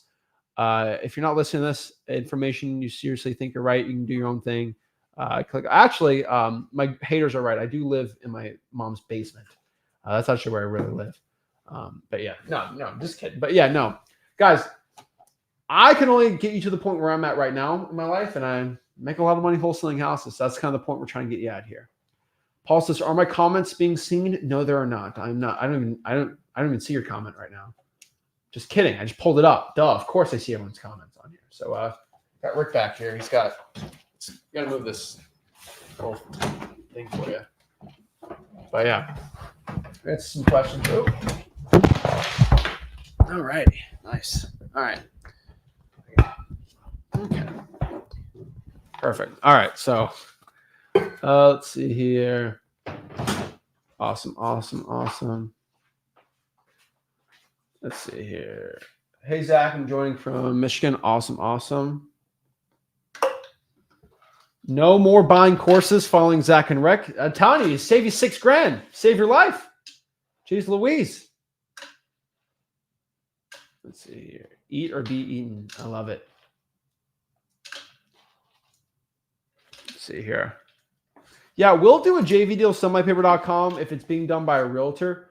You just got to just kind of be upfront with it and just let us know everything. But if it's a contract, we can wholesale it, bring the buyer through them. Yeah. So let's talk about this challenge. Let's kind of recap it. But really quick before we're done recapping, if you want to learn wholesaling for free, we do have a free wholesaling course. It's called freewholesaling.com. And if you have a wholesaling deal you want to JV with us, you just go to sellmypaper.com and we'll help you out on here. So we'll get Rick over here, talk about it. Let me get his mic all set up here. And, we'll go from there. So here we go. Here's your mic. Got it. Welcome back. All right. So let's talk about this challenge. Let's talk about exactly how beginners can get started. If you're watching this challenge, you want to get started. So what I've personally found in wholesaling real estate is there are 10 steps to wholesaling real estate. I don't care what you do, what you think about. There are around 10 steps to getting started in wholesaling real estate. And what I want to do is in the nitty gritty, there's really 3 steps. But like if you want to individually look at wholesaling from a start to finish perspective, there are 10 ways. And so if you're watching this super brand new, not knowing what to do, follow these 10 steps. These are only steps you're doing to get rich. This is what we're doing. And so let's break these all down right now. So step 1, find the right wholesaling market. I think we've talked about this before, right? I think we've kind of gone into grave detail about this, but to find the right wholesaling market, we have to make sure we're in a population with at least 100,000 people in it, Mm-hmm. and make sure the average median home price is below 400,000 to 500,000. We kind of talked about this yesterday. Just understand we got to find if we have the right market or not. Now, step 2 is to find a title company or closing attorney. We just talked about that today, right? Yeah, went into detail on that. And so make sure you're in there's some states that have closing attorneys and lawyers. And then there are some states that actually just use title companies. You can look if you're an attorney state or not. It's not really that crazy big of a deal. But yeah, find your title company like we talked about today. You find your title company after you find the right market. Okay? Just FYI, you just got to do that and it'll help you out from there. And then we go here to step 3 is to find at least, and I'll tell you, minimum, I'd probably focus on finding around 5 qualified cash buyers. Now, the reason is because I feel like a lot of wholesalers get so confused where to market to. So I'll say try to at least get your feet a little into this business, right? Find at least 5 buyers. You can do other things too.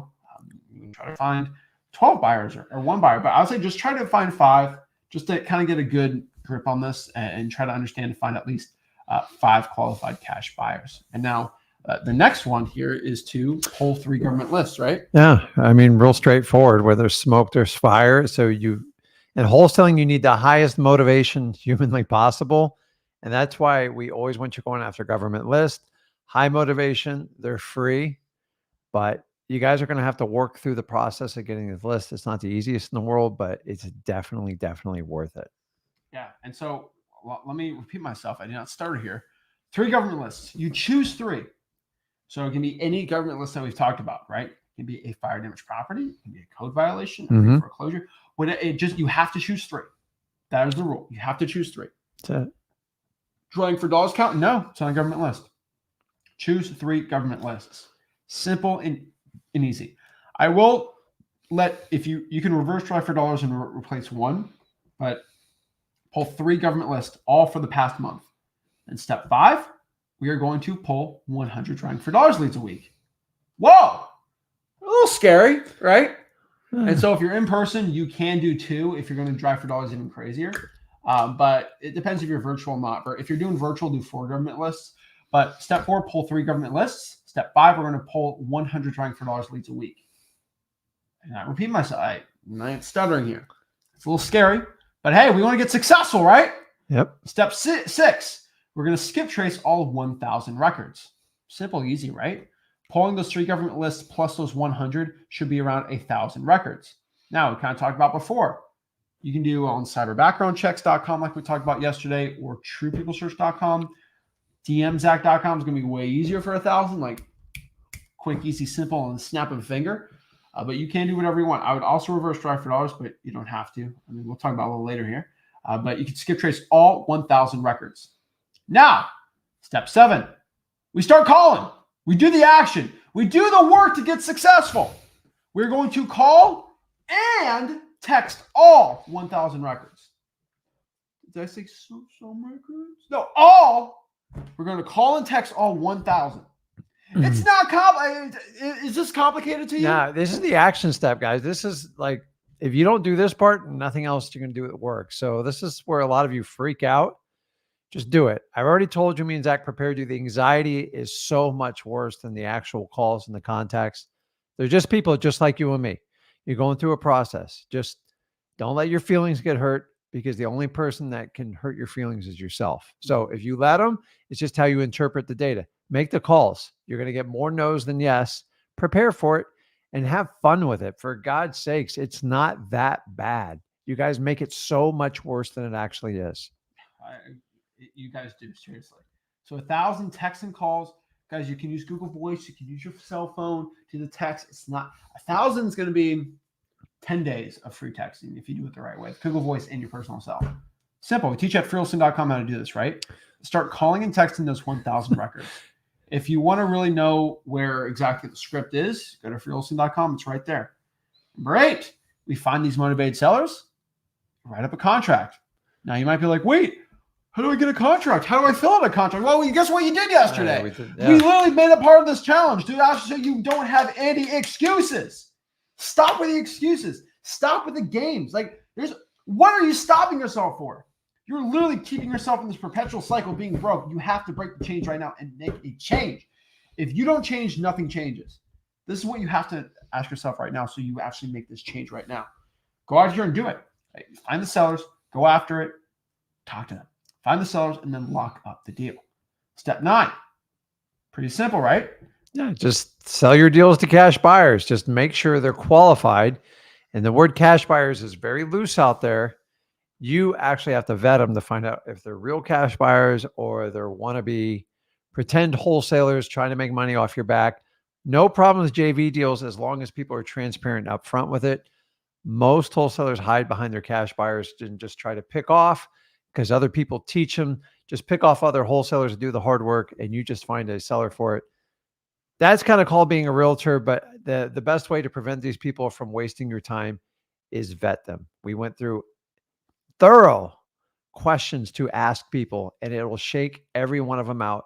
Guys, if you skip this process, you're going to go all the way to the finish line and you're not going to get there because you need real cash buyers for these contracts and you need people that are qualified so you can move your deal so you can put cash in your bank account. Yep. And step 10, closing day. Get our money. Done. Get your money. Easy. So let's go over this one more time, right? Screenshot this if you want. I don't really, it doesn't matter. But this is it. Find the right wholesaling market. Find the title company or closing attorney. Find 5 qualified cash buyers. So when you get the deal locked up, you have no excuses. Step 4, pull 3 government lists, at least 300 each, I would say. 300, 900 plus 100 driving for dollars leads, 1,000. Skip trace all 1,000 records. Start calling and texting all 1,000 records. Find this. There will be a motivate. There will be a deal there. Find the seller, lock up the deal, then sell that deal to a qualified cash buyer in closing day. What's a qualified buyer again? They actually met all the criteria that we asked them to, right? They're actually looking to do an assignment of contract. They're okay buying cash, all these things. It's all there. It's simple. It's easy. It ain't complicated. It's just wholesaling houses in 2024. This is going to be either the best year or worst year of your life. Best year because you change it, you make the financial freedom, and everything changes. Or it's just another year and just whimpering by. Your choice. It's your choice what you want to be here, right? I feel like so many wholesalers, I'm literally giving you the game plan. I don't know what else I can do for you. I'm telling you what to do. They're not even thinking. Like you're like playing football. Like I'm giving you the play. Stop overthinking it. Run the play, go it, and do it, right? Yeah. I mean, the tools are laid out on the counter here for you. Who's going to grab them? And who's actually going to use the tool? Because just grabbing the tool and going in the freewholesaling.com, it's not enough. You got to take that final step. You got to like believe in yourself. Like, what's the difference? Like, we all have problems. If you actually have money and you aspire, you can choose the types of problems you have. You're getting problems if you're broke or you're rich. The question is, how are you going to deal with your problems? And when you got money, you can do a lot more. And think about all the people that you help out doing this, guys. I have changed so many sellers' lives by like fixing their problems and them entrusting me. It's extremely fulfilling. Like I'm just telling you, wholesaling, the bigger the problem you solve, the more money you'll make. And once you get the skill set and you figure out this journey of wholesaling, it becomes a lot of fun. And in the beginning, it's a little rough. Why? Just because you're just completely uncomfortable. But if you want it, we could all be comfortable. You got to do the things that nobody else wants to do if you want a life that very few people will ever attain. The reality is most human beings are just complacent. They're lazy. They accept what's going on in life. And if you want to be the exception and not the rule, and you found wholesaling, but hopefully between me and Zach or whoever it is, just believe in yourself and take action. It doesn't take much. I didn't know any more about wholesaling than anybody else watching this. The only difference is I just stuck it out and I kept going. And I'm here 21 years later. He's doing it. He's having a lot of fun. It's all in what you make it, guys. There's plenty of money to go out there and get it. I love wholesaling because you're in control of your final destination. And remember, if time is important to you, and remember, time, in my opinion, is more valuable than money. Wholesaling is the absolute perfect fit for you and your family. I agree. And so, guys, let us know in the comments. I want to know, the people watching this live are doing this. Are you ready to make a change today? I need you to say in the comments, I'm making a change. I'm going to get my first deal. I'm going to get my 100th deal, whatever deal you're going to get next. Write in the comments. Make it. Put pen to paper and actually make that decision right now. I'm going to make a change. I'm going to cold call and text 1,000 leads this month. Write it down. Write it right now in the comments. Let it stay here forever. And we'll put it on the screen and make it permanent, right? So we got Erica, MJ, Jessely. Let's get it. Let's get it. Yavani, Ive, Erica. This stuff's permanent too. This ain't going off the screen as the recording comes up. So let me get my first deal. I love it. Visionary, Laura, Diane. I love it. I love it. Erica, Maria, Dream Chaser, Jessely. We got here Raymond. Awesome. Jabba. I like it. I'm going to make a change here, guys. We're seeing a difference being made here. We're seeing everyone going out here and making the change. Junior, Missy, everyone's out here doing it. They're going to do it. I'm going to make a change. This is permanent. This is staying here. Now, the question is, you're writing it now. You're going to make the change. Are you actually going to do it? Here's the problem. Biggest issue. You're excited here. You're watching this live event we're doing here. Like, we're pumped up. What are you going to do when you get home tomorrow or on Monday and now you're tired? And, you're a little hungry. You don't want to do the work. Oh, what do you do? Like, what do you do when, here's the problem. Motivation only gets you so far. When the motivation's gone, you need this one thing called discipline. That's the truth. I get anyone jacked up about wholesaling, but it's more about when you wholesale, when you don't want to, than doing it when you do, right? It's like anything else in life. I mean, the days that either you want to eat right or work out and you don't feel like it, maybe you got a headache, maybe you got a little bit of a sore throat. I just skip today. I'll start next week. I'll start next month. I'll start in 2025. Guys, you're here. We're in a new year, 2024. It's up to you to make that leap of faith. And I'm more charged up about wholesaling than ever. I've been around this thing 21 years. I'm not going anywhere. He's obviously not going anywhere. The question is, where are you going? Either you come along with us for the ride. You got to put in the hard workload. This is a train where you just don't hop on and you ride it. You actually have to shovel coal and you got to dig hard and you got to feed that engine. You got to feed it leads. And more importantly, you're going to have to take the action to go out and meet with as many sellers as you possibly can. And motivated sellers, not people who just need to sell their house. Find problematic properties, find challenged, distressed homeowners, distressed properties, and for God's sakes, go help them out. And when you do that, when you help out enough people, money's not going to be an issue in your life anymore. Is it going to be hard work? Yeah, it's going to be brutal. I'm going to tell you right up front. And if you can't handle it, admit it now. Listen, everybody says they want it. Let's see of all the people we put on the screen, who's actually going to do it. Everybody wants it.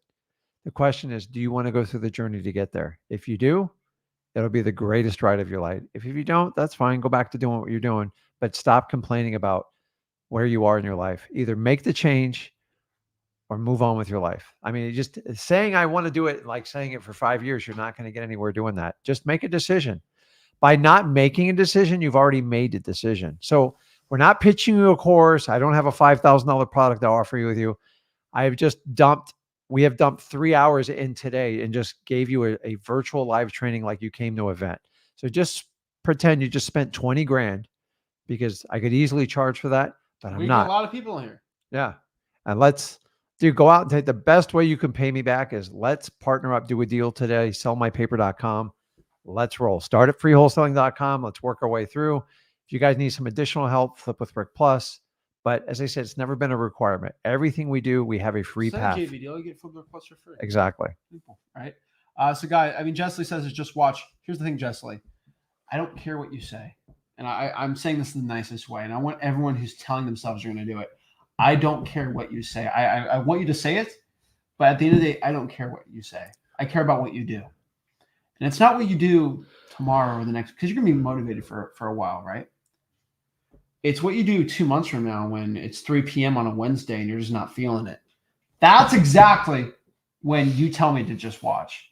Not now when you're motivated. No, when you're not motivated, when you're tired, when you go off the shift and you're ready to go. That's really when the rubber hits the road. That's really when the wholesaling starts. Muhammad Ali said this. He says, I don't count my sit-ups until they start hurting. And that's what you have to do in wholesaling. Don't start the cold calls or the work until you don't want to, or it's painful, and then you keep going. That is the main change, and that's what you got to see in your life. So guys, if you got any value from us, do us a favor. If you want to learn wholesaling real estate for free, for the low price of $10,000, we're slashing it today to $0. You go to freewholesaling.com. It's our free wholesaling course, right? Yeah. I should have done the 10,000 slash the 5, right? I would have gotten this. I think people are so worn You out on didn't that put crap. you didn't put your suit jacket on. I Guys, did. go to freewholesaling.com. We have every guru shaking in their boots because they're scared. They don't know what they're doing. They're a little scared. And if you have a deal you want to send us, a JV deal, just go to sellmypaper.com. Send us a JV deal. We'll do it nationwide. We do a huge map where we do most wholesaling metro markets. And we want to help you become the best wholesaler possible. If you do that, you actually, for everyone that sends us a successful JV deal, you get Flip with Rick Plus absolutely for free, which is awesome. You get to see our next event in April to May. We don't know exactly when. And that'll be an awesome one. We're going to do a live event. You can come for free by just sending us a JV deal there, or you can pay and just come. But I would rather you go and send us a JV deal. But if you want to learn how to do a deal, go to freewholesaling.com. And like always, guys, smash that like button, subscribe, click that subscribe button, and comment below if you're watching the replay right now. If you're watching the replay, comment below exactly your declaration to the world that you are going to make a change. You paid $0 for this challenge. And so what you need to pay is a declaration and pay with your effort, your time, everything. Do it right now. If you don't do it, it's going to happen. Create that goal, execute that goal, stay disciplined, and do it when you don't want to do it. Think of Zach breathing down your neck when you're tired on a Tuesday cold calling and say, what would Zach do? Zach would say, get off your lazy bum and start doing it, or someone else is going to get rich and you're not going to be a retiring mom. Do it now or it's never going to be done.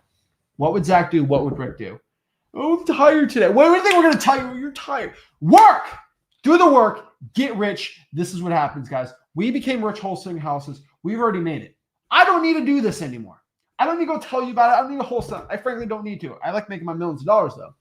What I'm doing it here is I'm just trying to show you something that helped me out. It saved my life, and I'm here to save your life. But you can never do it unless you do the work. So do the work. Do the dedication now. It's all about you. You're the last hope in your family. Either you decide to get rich, become a millionaire, or no one else in your family is going to do it. What are you going to decide right now? Make the change and do it. No excuses, all action. Let's get it. Guys, I love you. Appreciate it. Love you, Dad. Love We're you, getting son. it done here. I love it, guys. If you want to get rich, freewholesaling.com. Subscribe. Flex on a Bro Guru. And I'll see you soon. This is Zach.